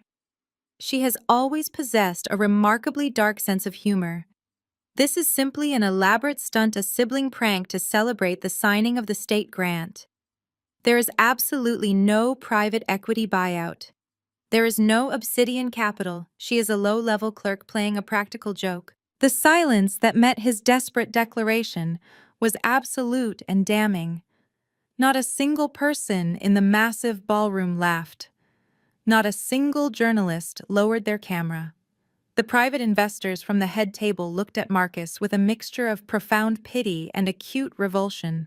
They recognized a drowning man grasping at invisible life preservers. Governor Sterling did not even grant Marcus the dignity of a verbal response. The governor simply turned his head, signaling his lead security detail with a subtle nod. 2 massive state troopers immediately stepped forward, placing themselves solidly between the governor and Marcus, forming an impenetrable physical barrier. The message was unmistakable. Marcus Caldwell was no longer a prominent Atlanta developer. He was a volatile threat. Seeing his golden child publicly dismissed and recognizing the undeniable reality of his own financial obliteration, Richard Caldwell made a sudden, deeply cynical calculation. My father was a man who had survived decades in the cutthroat world of real estate by ruthlessly shifting his allegiances the moment the wind changed. He looked at Marcus, abandoned and broken, and instantly discarded him. The patriarch's survival instinct kicked in, overriding any parental loyalty. He pivoted toward the only source of power left in the room. He pivoted toward me. Richard straightened his posture, pulling his shoulders back and thrusting his chest forward for the benefit of the cameras.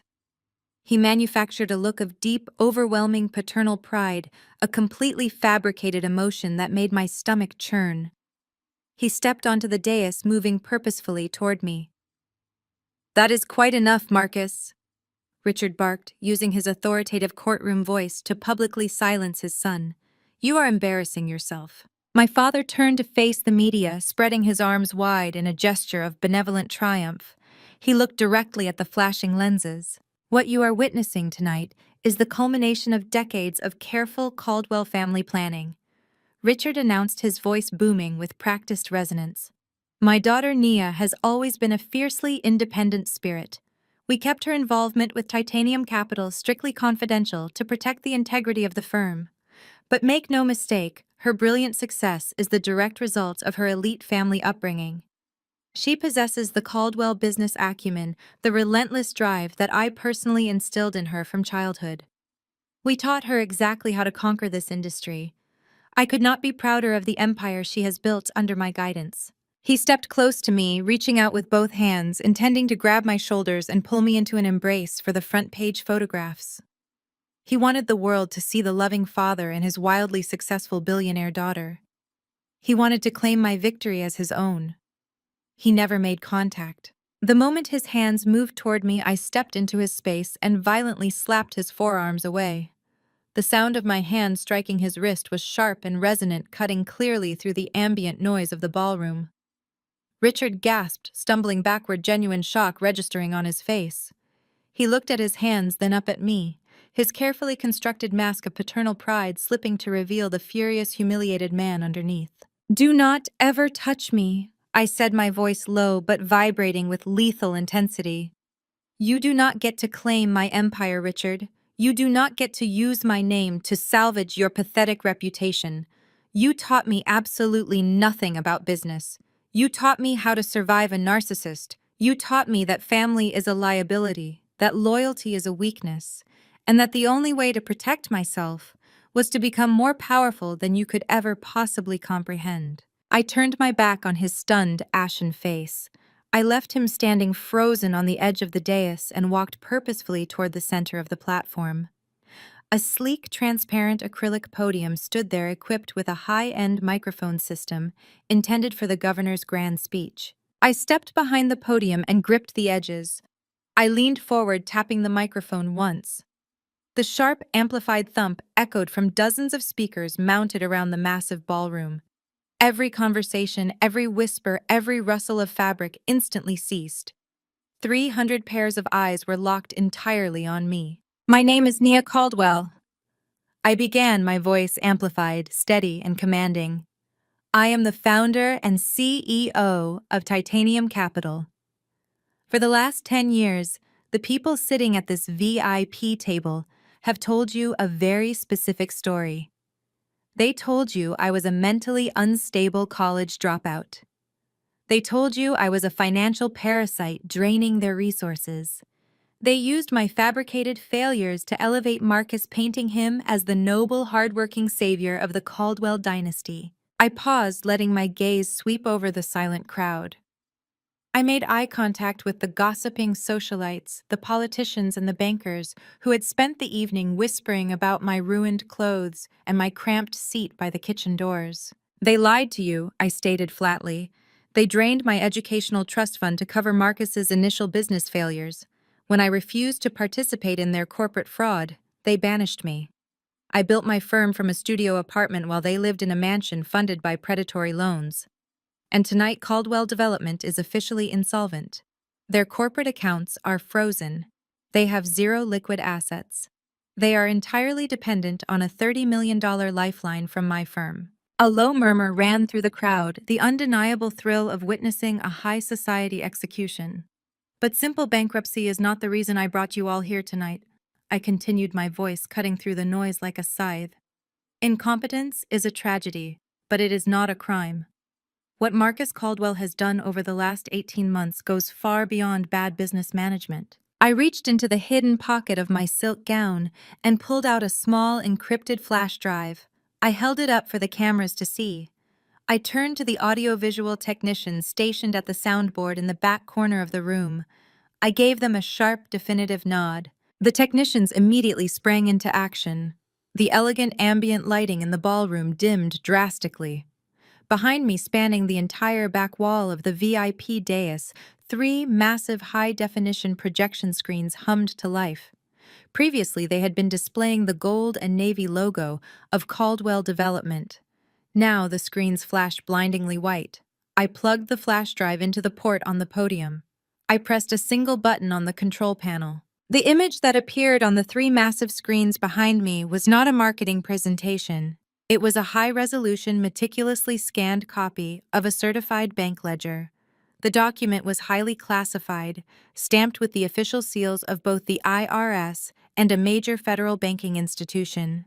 I want you all to direct your attention to the screens, I commanded, stepping aside so the entire room had an unobstructed view. The crowd gasped.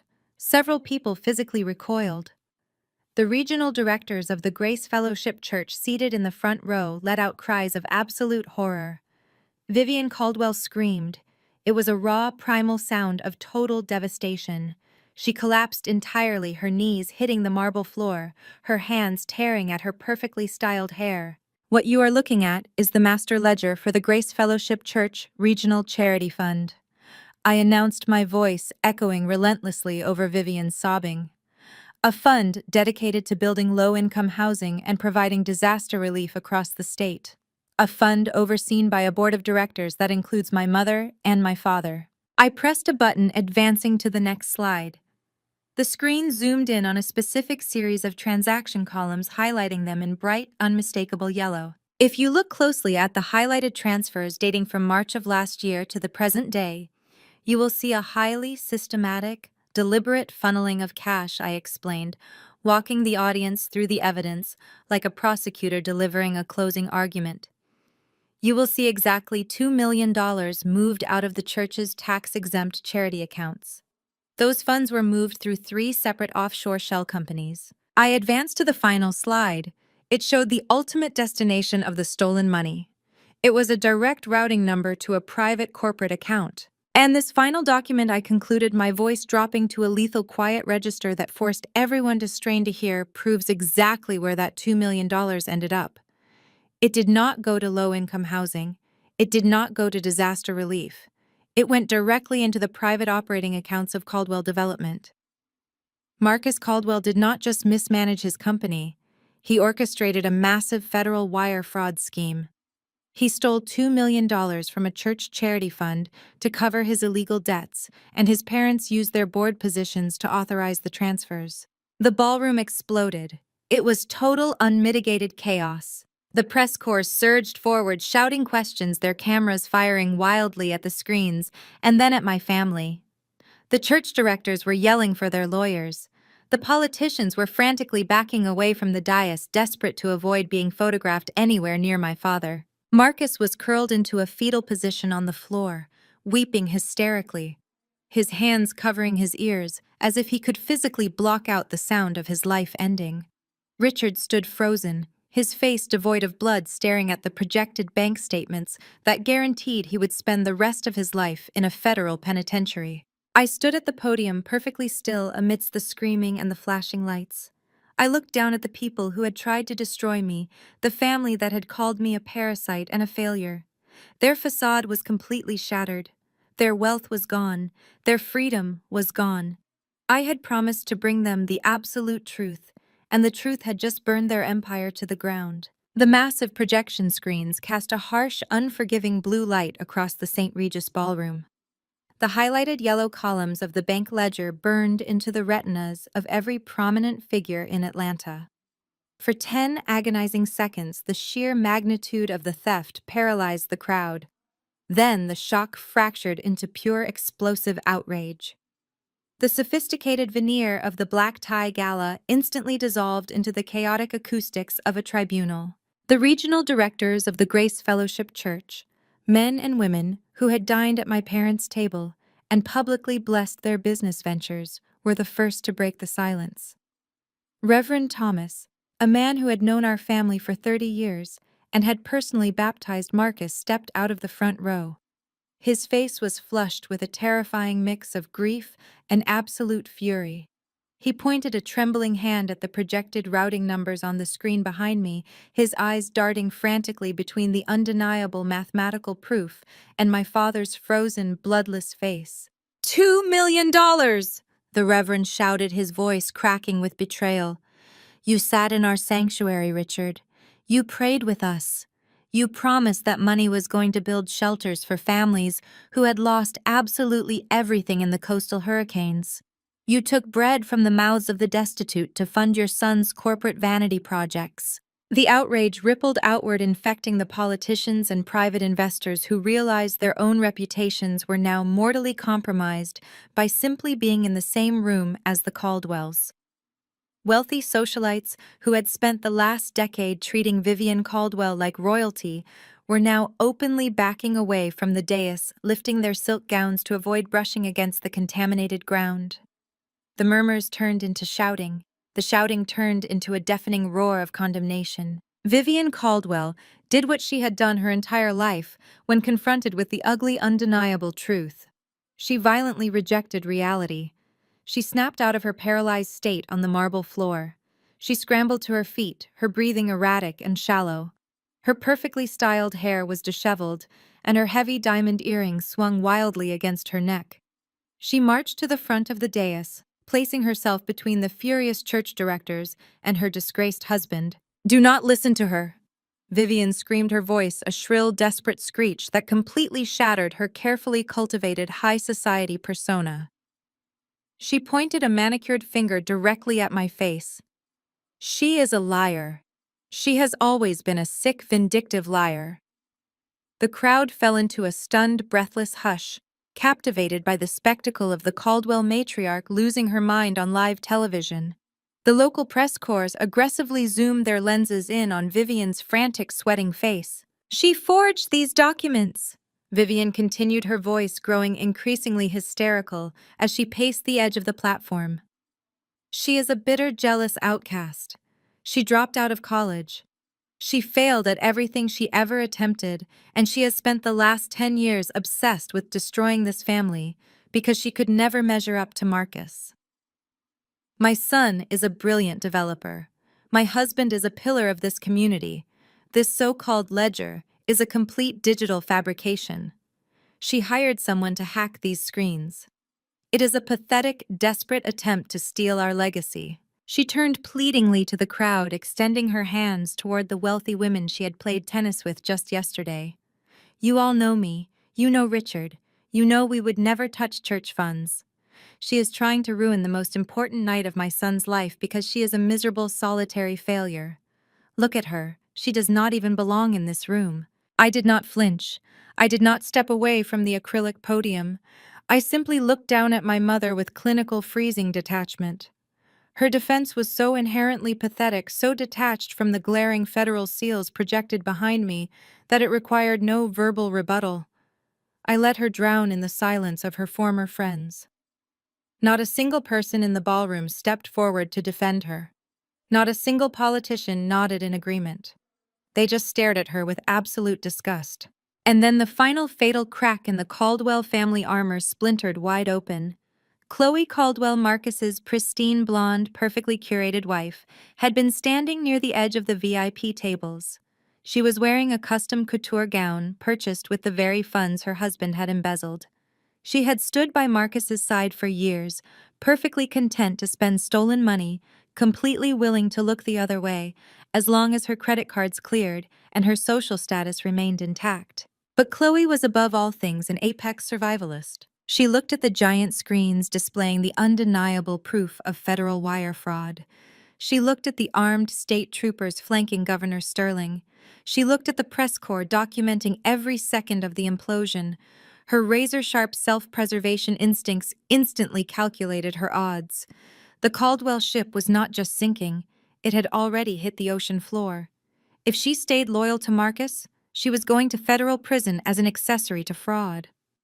Chloe made her choice. She dropped her expensive crystal clutch. It hit the floor with a sharp clatter. She took 3 steps forward, moving directly into the center of the blinding camera flashes. She did not just cry, she collapsed. Chloe fell heavily onto her knees right in the middle of the St. Regis ballroom.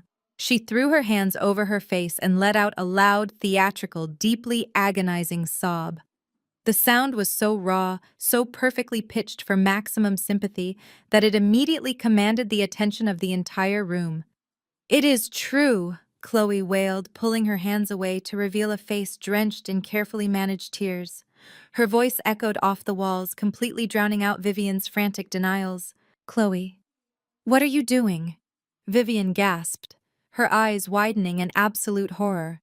"Shut your mouth immediately. I cannot lie for him anymore," Chloe cried, turning her tear-stained face directly toward Governor Sterling and the press cameras. "I cannot carry this terrible burden for another second. He lied to me. He lied to all of us." Marcus, who had been huddled in a state of catatonic shock on the floor, suddenly jerked his head up. He stared at his wife as if she had just morphed into a terrifying, unrecognizable monster. Chloe pointed a trembling, dramatic finger directly at Marcus.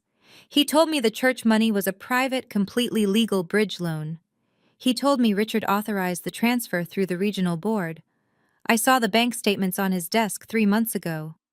When I asked him why Caldwell Development was receiving money from Grace Fellowship, he screamed at me. He told me to keep my mouth shut and mind my own business." "You treacherous, lying bitch," Marcus hissed, his voice a low, venomous rattle. "He was drowning in debt." Chloe continued, raising her voice to ensure every single journalist captured her confession. "He was receiving threatening phone calls from shadow lenders at all hours of the night. He was terrified. He said the state grant tonight was the only thing that would keep him out of jail. He forced me to smile and pretend everything was fine. I was so scared of him. He manipulated me, and he manipulated this entire city. Nia is telling the absolute truth. Every single number on that screen is real." The betrayal was absolute. It was a flawless, devastating internal execution. Chloe had completely severed herself from the Caldwell name, throwing her husband and her parents-in-law directly into the incinerator to secure her own immunity. The model family, the untouchable Atlanta dynasty, was cannibalizing itself live on camera, Marcus snapped. "The human mind can only process a finite amount of catastrophic trauma before the rational centers completely shut down."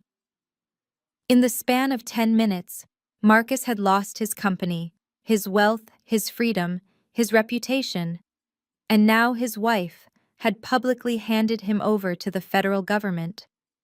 The golden child was entirely gone. Only a violent, unrestrained sociopath remained. He let out a guttural, terrifying roar. It was the sound of a cornered predator realizing it was about to die. Marcus scrambled off the floor. He did not run for the exit. He lunged directly at Chloe. He crossed the distance between them in 2 massive strides.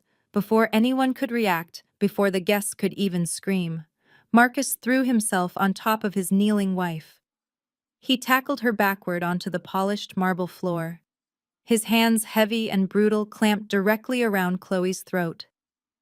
"I will kill you!" he screamed, his face entirely twisted into a mask of homicidal rage. His thumbs dug savagely into her windpipe. "You ruined my life.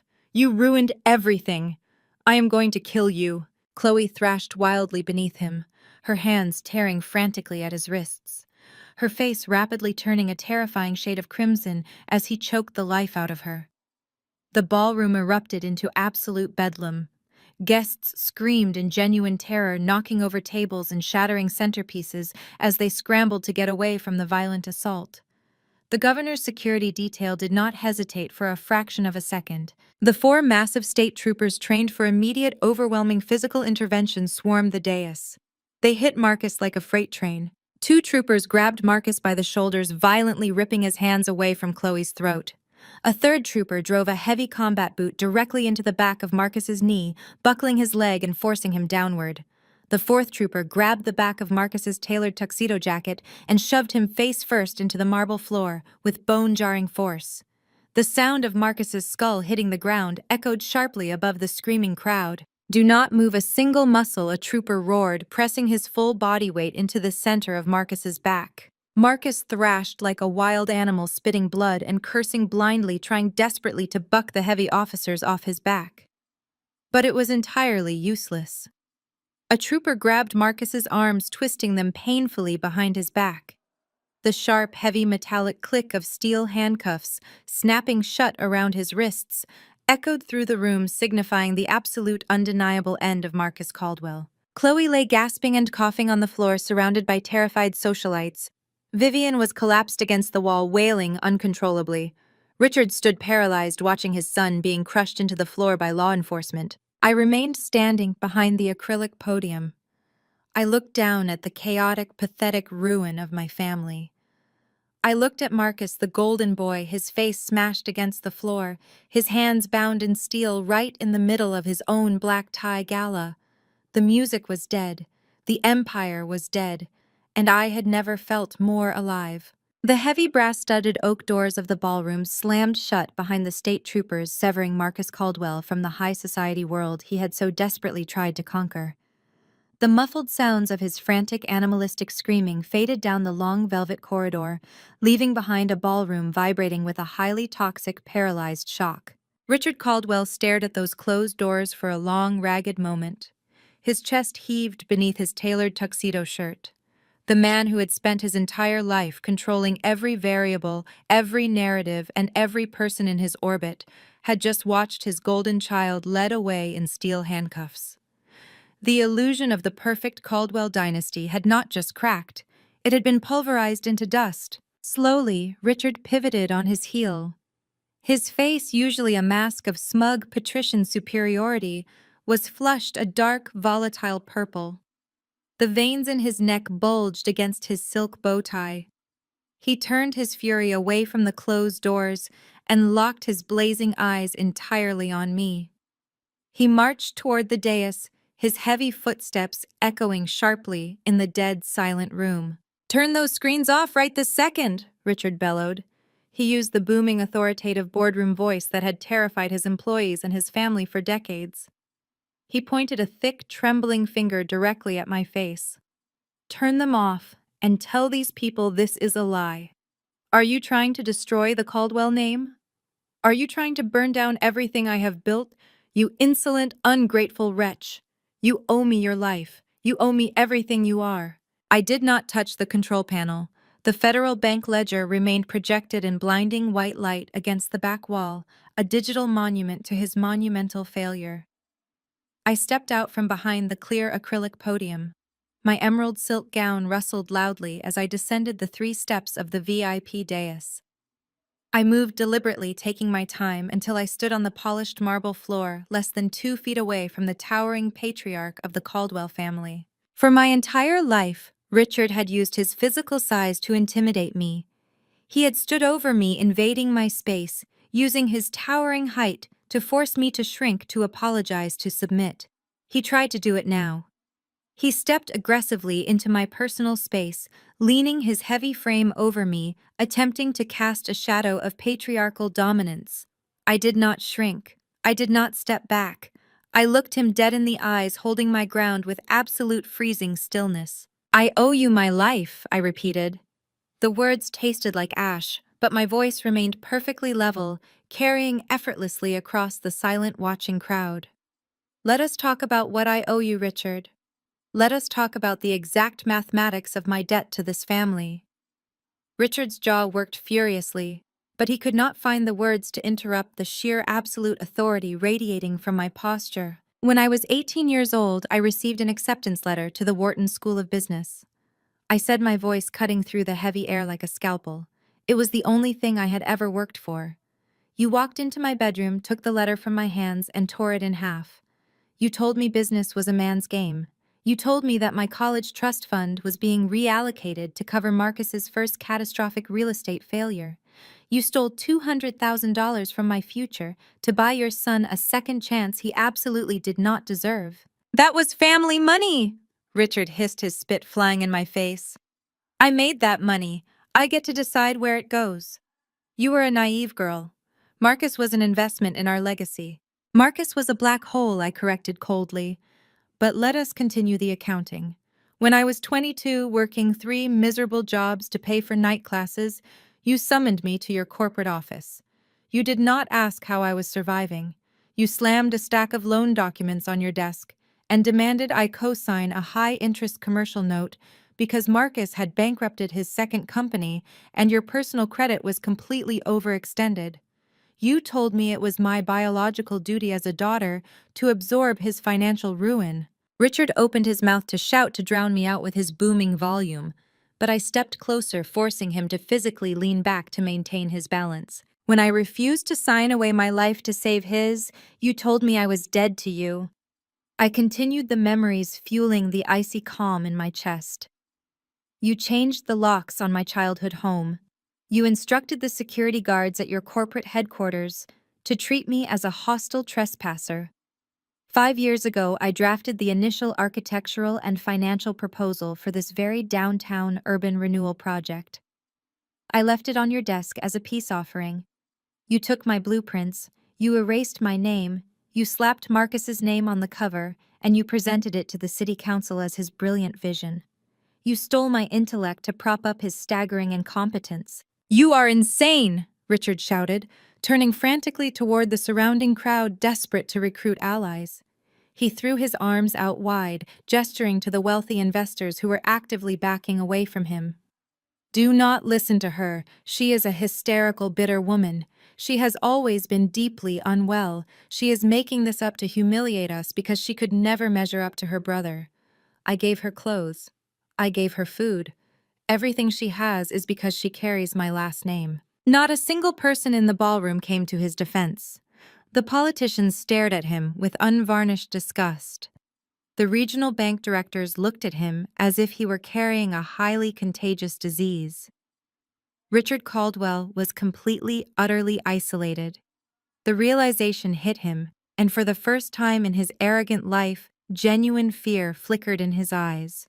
I do not carry your name in the boardroom, Richard, I said quietly, dragging his attention back to me. Titanium Capital knows me as Nia Sterling. I dropped your toxic legacy the moment I left your house. I owe you absolutely nothing, but you owe me everything. I turned my back on his stunned face and walked toward the main VIP dining table. A thick black leather portfolio rested exactly where I had left it near my empty chair. I picked up the heavy leather folder, feeling the immense weight of the documents inside. I walked back to where Richard stood frozen on the ballroom floor. I raised the portfolio and slammed it down onto the nearest dining table. The heavy leather hit the solid wood with a violent, resounding crash. Crystal wine glasses tipped over, spilling dark red wine across the pristine white linen tablecloth like fresh blood. Richard jumped, startled by the sudden violence of the noise. He stared at the black folder as if it were a live explosive device. Open it, I commanded. I am not looking at your fabricated garbage, Richard spat, crossing his arms tightly over his chest in a pathetic display of defiance. Fine, I replied smoothly. I reached down, grabbed the cover of the portfolio, and flipped it open myself.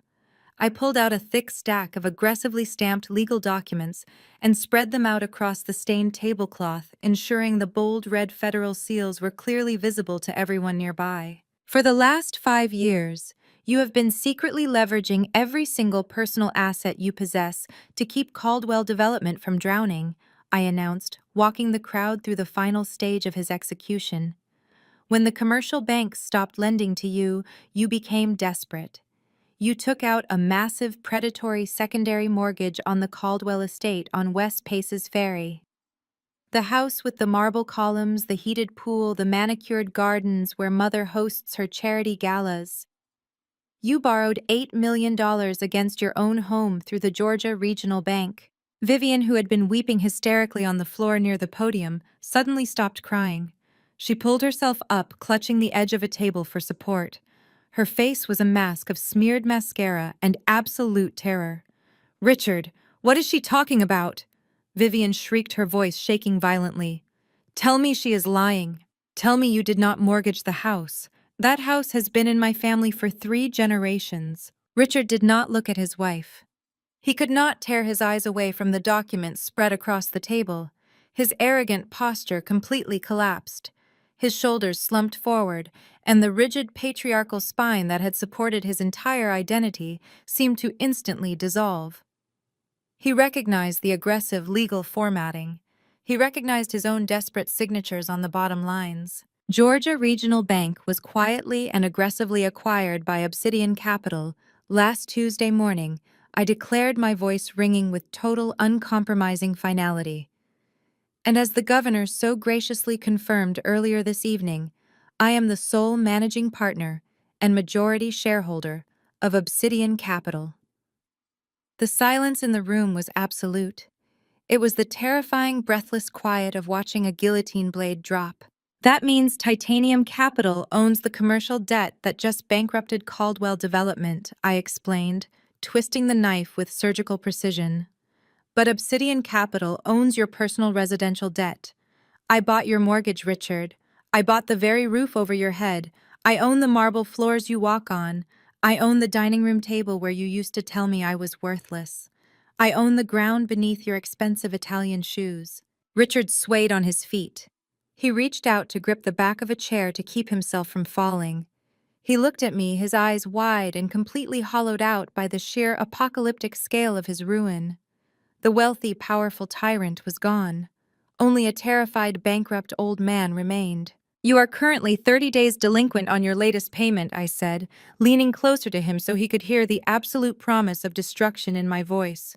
According to the penalty clauses you signed in a desperate panic, I have the absolute legal right to accelerate the loan and demand immediate total payment in full. A payment you cannot possibly make because your corporate accounts are currently frozen by the federal government pending the wire fraud investigation. Vivian let out a strangled, breathless wail and collapsed back onto the floor, realizing her entire social existence had just been vaporized. I reached out and tapped the top page of the legal documents. You have exactly 48 hours to vacate my property, I announced, my voice echoing coldly across the ballroom. If you are not gone by Monday morning, I will have the county sheriff physically breach the doors, remove your belongings, and toss them onto the sidewalk for the entire neighborhood to see. You told me failures do not belong in this family. You were absolutely right. Pack your bags, Richard. You are evicted. The word evicted hung in the cavernous space of the ballroom, a death sentence for the Caldwell social dynasty. Richard remained entirely mute, his jaw slack, his chest rising and falling in shallow, panicked breaths. But the word shattered whatever fragile denial Vivian had left. The West Paces Ferry estate was not just a house to her, it was her armor. It was the venue for her legendary charity galas, the physical manifestation of her superiority over every other woman in Atlanta. Stripped of that mansion, she was absolutely nothing. A ragged, terrible keening sound tore from her throat. Vivian scrambled forward on her hands and knees. She did not care that her designer gown was tearing on the marble, or that the cameras were capturing her total degradation. She crawled directly toward me, abandoning her husband, abandoning the son who was currently being hauled to his feet by state troopers. She reached out with trembling, desperate hands and clamped her fingers fiercely around the fabric of my dress, burying her face against my knees. "Nia, please," Vivian wailed, her voice a wet, breathless plea. "You cannot do this. You cannot throw your own mother into the street. I am your mother, Nia. I gave you life." I looked down at the woman who had spent the last 30 years treating me like a persistent, embarrassing stain on her perfect life. Her perfectly coiffed hair was a tangled mess. Black mascara tracked heavy, dark lines down her flushed cheeks. She looked up at me, her eyes wide and bloodshot, frantically searching my face for a vulnerability she could exploit. "I know we had our differences," Vivian sobbed, her manicured nails digging painfully into my skin through the silk of my dress. "But I always loved you. Deep down, I always loved you more than anything. Do you not remember when you were little? Do you not remember how I used to sit by your bed when you had a fever? How I used to brush your hair and tell you how beautiful you were? We were so close, Nia. We had a special bond. You know we did." The audacity of her lies was genuinely breathtaking. She was attempting to rewrite 3 decades of emotional abuse in real-time banking on the desperate hope that a daughter's biological craving for a mother's love would override my rationality. I remembered my childhood vividly. I remembered the cold, distant stares, I remembered her telling me I was too loud, too opinionated, and too plain to ever secure a decent husband. I remembered her standing silently by while Richard and Marcus tore my self-esteem to shreds, stepping in only to complain that my crying was giving her a migraine. She was not weeping for me. She was weeping for her crystal chandeliers, her walk-in closets, and her exclusive country club memberships. She was weeping because the women she had spent her life judging were currently watching her grovel at the feet of the daughter she had thrown away. I did not yell. I did not pull away immediately. I stood perfectly still, letting her cling to me for one long, humiliating moment under the blinding glare of the flashbulbs. Then I slowly bent down. I leaned in close, bringing my face mere inches from her trembling, tear-soaked cheek. The ballroom was completely silent, but I pitched my voice so low that the microphone on the podium could not capture it. This message was meant exclusively for her. "Your love always came with a price tag," I whispered directly into her ear, my voice devoid of any warmth or mercy. And today I bought it out completely. I straightened up, my expression carved from ice. I reached down, grabbed her wrists, and effortlessly peeled her desperate fingers off my gown. I let her hands drop, stepping backward and leaving her slumped on the cold marble floor, sobbing into her empty palms. I turned my attention back to the acrylic podium, leaving my mother weeping on the marble floor. The ballroom was breathless, the heavy silence broken only by the sharp mechanical clicking of camera shutters. Governor Sterling stood near the edge of the dais, his expression a mask of grim satisfaction. He nodded at me, a silent cue to finish the execution. I leaned into the microphone. The sharp screech of audio feedback briefly pierced the air before my voice resonated through the grand space. "Governor Sterling and members of the press," I announced, my tone ringing with absolute authority. "Caldwell Development has proven itself to be a criminal enterprise built on theft and exploitation. Therefore, effective immediately, Titanium Capital is permanently severing all ties with their organization. They are officially stripped of their preferred vendor status and permanently disqualified from bidding on the downtown urban renewal project." The remaining investors at the tables hastily scribbled notes, desperately trying to salvage their own portfolios. "However, the revitalization of our city will not suffer because of one family's greed." I continued, projecting my voice over the rising murmurs of the crowd. "The $30 million in private equity funding remains fully secured, but it will not go to a dynasty that steals from the vulnerable. Tomorrow morning, I will officially award the entire development contract to the Vanguard Coalition. They are a commercial construction firm, founded, owned, and operated entirely by Black women right here in Atlanta. They have a proven track record of ethical development, and unlike my brother, they actually care about the communities they build." A spontaneous wave of applause erupted from the back of the room, led by the local journalists and city council members who had long despised my father's ruthless tactics. Richard flinched as the clapping echoed around him, the sound acting as the final nail in his professional coffin. I looked down at Marcus. The state trooper still had him pinned securely against the floor, his face smashed against the polished stone. He was breathing heavily, his eyes darting frantically around the room like a trapped rat. "Officers," I said, addressing the lead trooper directly, "the encrypted drive plugged into this podium contains the unredacted bank ledgers, the offshore routing numbers, and the digital signatures proving massive federal wire fraud. I believe you have everything you need." The lead trooper pulled Marcus up by the back of his collar. "Get on your feet," the officer barked, hauling my brother upright. Right on cue, the piercing wail of police sirens erupted from the street outside. The flashing red and blue lights reflected wildly against the tall glass windows of the St. Regis Ballroom, casting chaotic shadows across the terrified faces of the elite guests. Backup had arrived. Marcus began to panic wildly. He thrashed against the heavy steel handcuffs biting into his wrists. "Dad!" he screamed, his voice cracking into a pathetic, high-pitched squeal. "Dad, do something. Call the lawyers. Do not let them take me." Richard did not move a single muscle. He stared blankly at the floor, completely paralyzed by the realization that his own impending indictment was only hours away. "You cannot do this to me!" Marcus shrieked, kicking his legs as the troopers forcefully dragged him toward the ballroom doors. I am Marcus Caldwell. I own this city. Nia, tell them to stop. His screams faded into pathetic, breathless sobs as the heavy oak doors swung open. The press corps rushed forward, their camera flashes illuminating his weeping, terrified face as the police shoved him out into the lobby. I watched him disappear, feeling nothing but a profound, cleansing emptiness. Near the VIP tables, Chloe Caldwell aggressively smoothed the front of her torn designer gown.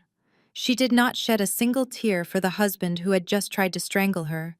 She did not look toward the doors where Marcus was being hauled away to a federal holding cell. Instead, she reached into her crystal clutch and pulled out her smartphone. She dialed a number with rapid, furious precision. She held the phone to her ear, her eyes cold and calculating as she surveyed the wreckage of the Caldwell family. "Wake up, David!" Chloe snapped into the receiver, her voice loud enough for the lingering journalist to hear. "I do not care what time it is. I need you to draft the divorce papers immediately. I want full custody. I want absolute immunity. And I want every single asset frozen before the Fed sees the accounts. Get it done right now." Chloe snapped her phone shut, slipping it back into her crystal clutch with the clinical efficiency of an assassin sheathing a blade. She did not cast a single backward glance at the broken figures of her parents-in-law. She simply adjusted the strap of her gown, lifted her chin, and marched toward the side exit, leaving the Caldwell name entirely in her wake. Her departure broke the spell that had held the rest of the ballroom hostage. It was as if a silent collective alarm had sounded, signaling the toxic hazard of standing too close to ground zero. The exodus began. Senator Hayes, a man who had practically lived at the Caldwell estate during campaign season, deliberately turned his back and walked briskly in the opposite direction. The regional bank directors, the very men Richard had golfed with just yesterday, gathered their coats and moved toward the exit without uttering a single syllable of condolence. Women who had kissed Vivian's cheeks and praised her charity work now averted their eyes, whispering behind manicured hands, their faces contorted in expressions of naked, undisguised contempt. They parted like the Red Sea, forming a wide, barren circle of absolute isolation around Richard and Vivian. Richard stood frozen in the center of that devastating void. He reached out a trembling hand toward a passing investor, a man he had mentored for a decade. The investor did not even break his stride, swerving sharply to avoid physical contact. The sheer, overwhelming totality of their social and financial death was finally complete. They were no longer Atlanta royalty, they were untouchables. Vivian remained crumpled on the floor, her fake tears drying into a mask of pure, unadulterated shock as she watched her entire social universe systematically abandon her. I stood on the edge of the dais, watching the empire burn down to its foundations. Every slight, every dismissal, every stolen opportunity, and every cruel remark had led to this exact flawless execution. I had not just defeated them, I had completely dismantled the very architecture of their reality. I stepped off the platform and walked slowly toward them, the click of my heels cutting through the frantic murmurs of the departing crowd. Richard flinched as I approached, his arrogant posture replaced by the cowering stance of a beaten animal. "I told you earlier that you had 48 hours to vacate my property," I said, my voice cutting through the remaining noise in the room, sharp and unforgiving. "But considering Chloe has just accelerated the timeline and federal agents will likely be freezing every personal account you have left by sunrise, I am amending that offer." Richard's breath hitched. Vivian let out a pathetic, whimpering gasp. "You have 24 hours, I stated, my eyes locking onto Richard's terrified face. "Be out of my house by midnight tomorrow. If there is a single piece of your furniture left inside when the clock strikes 12, I will have it dragged to the curb and set on fire."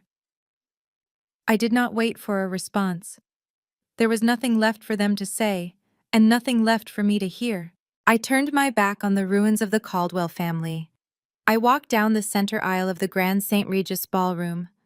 The remaining guests, the titans of industry and the political elite, immediately stepped aside. They parted from me not out of courtesy, but out of absolute terrified respect. I reached the grand entrance. I did not look back. I pushed open the heavy oak doors, stepping out into the cool, crisp night air of the city that now belonged to me. The doors swung shut behind me, with a heavy, definitive thud, locking the Caldwells inside a tomb constructed entirely of their own rotting lies. The heavy echo of those oak doors shutting seems to reverberate, shifting rapidly from the harsh, unforgiving acoustics of the St. Regis ballroom into a soft, melodic hum. The chaotic flashes of press cameras and the terrified shouts of the Atlanta elite blur, dissolving seamlessly into the warm, golden glow of a quiet morning. The camera pulls back in a long, incredibly smooth dolly shot. The polished marble floors of the hotel transition into rich, dark mahogany hardwood. The frame widens steadily, pulling backward to reveal the expansive, sunlit living room of my penthouse suite. The space is a sanctuary of quiet, unassailable power. Floor-to-ceiling windows frame the sprawling city skyline, bathing the room in natural light. Every wall, every carefully positioned pedestal showcases museum-quality artwork created exclusively by brilliant Black artists. They are powerful, vibrant pieces of modern sculpture and striking portraiture that pulse with the exact kind of life and fierce resilience my former family always tried to extinguish. I am seated comfortably in a plush velvet armchair, the morning light catching the gold rim of the delicate porcelain teacup I hold in my hand. I take a slow, deliberate sip. The tea is perfectly steeped. The silence in my home is not the paralyzed, terrified quiet of a ruined dynasty. It is the absolute, tranquil silence of total victory. 6 months have passed since that night. The justice system, usually so painfully slow-moved with ruthless, terrifying efficiency when fueled by ironclad financial records and a highly motivated governor. Marcus is currently serving a 15-year sentence in a federal penitentiary for wire fraud, embezzlement, and aggravated assault. His golden boy charm, once his greatest currency in the world, means absolutely nothing inside a 6x9 concrete cell. He has traded custom-tailored tuxedos for a standard-issue jumpsuit. Chloe Ever, the apex survivalist, filed her divorce papers the very morning after the gala. She demanded full immunity and whatever liquid assets were left. The courts granted her the divorce, but the federal asset forfeiture swept the board entirely clean. She walked away with absolutely nothing but the torn couture gown on her back and a permanently destroyed reputation.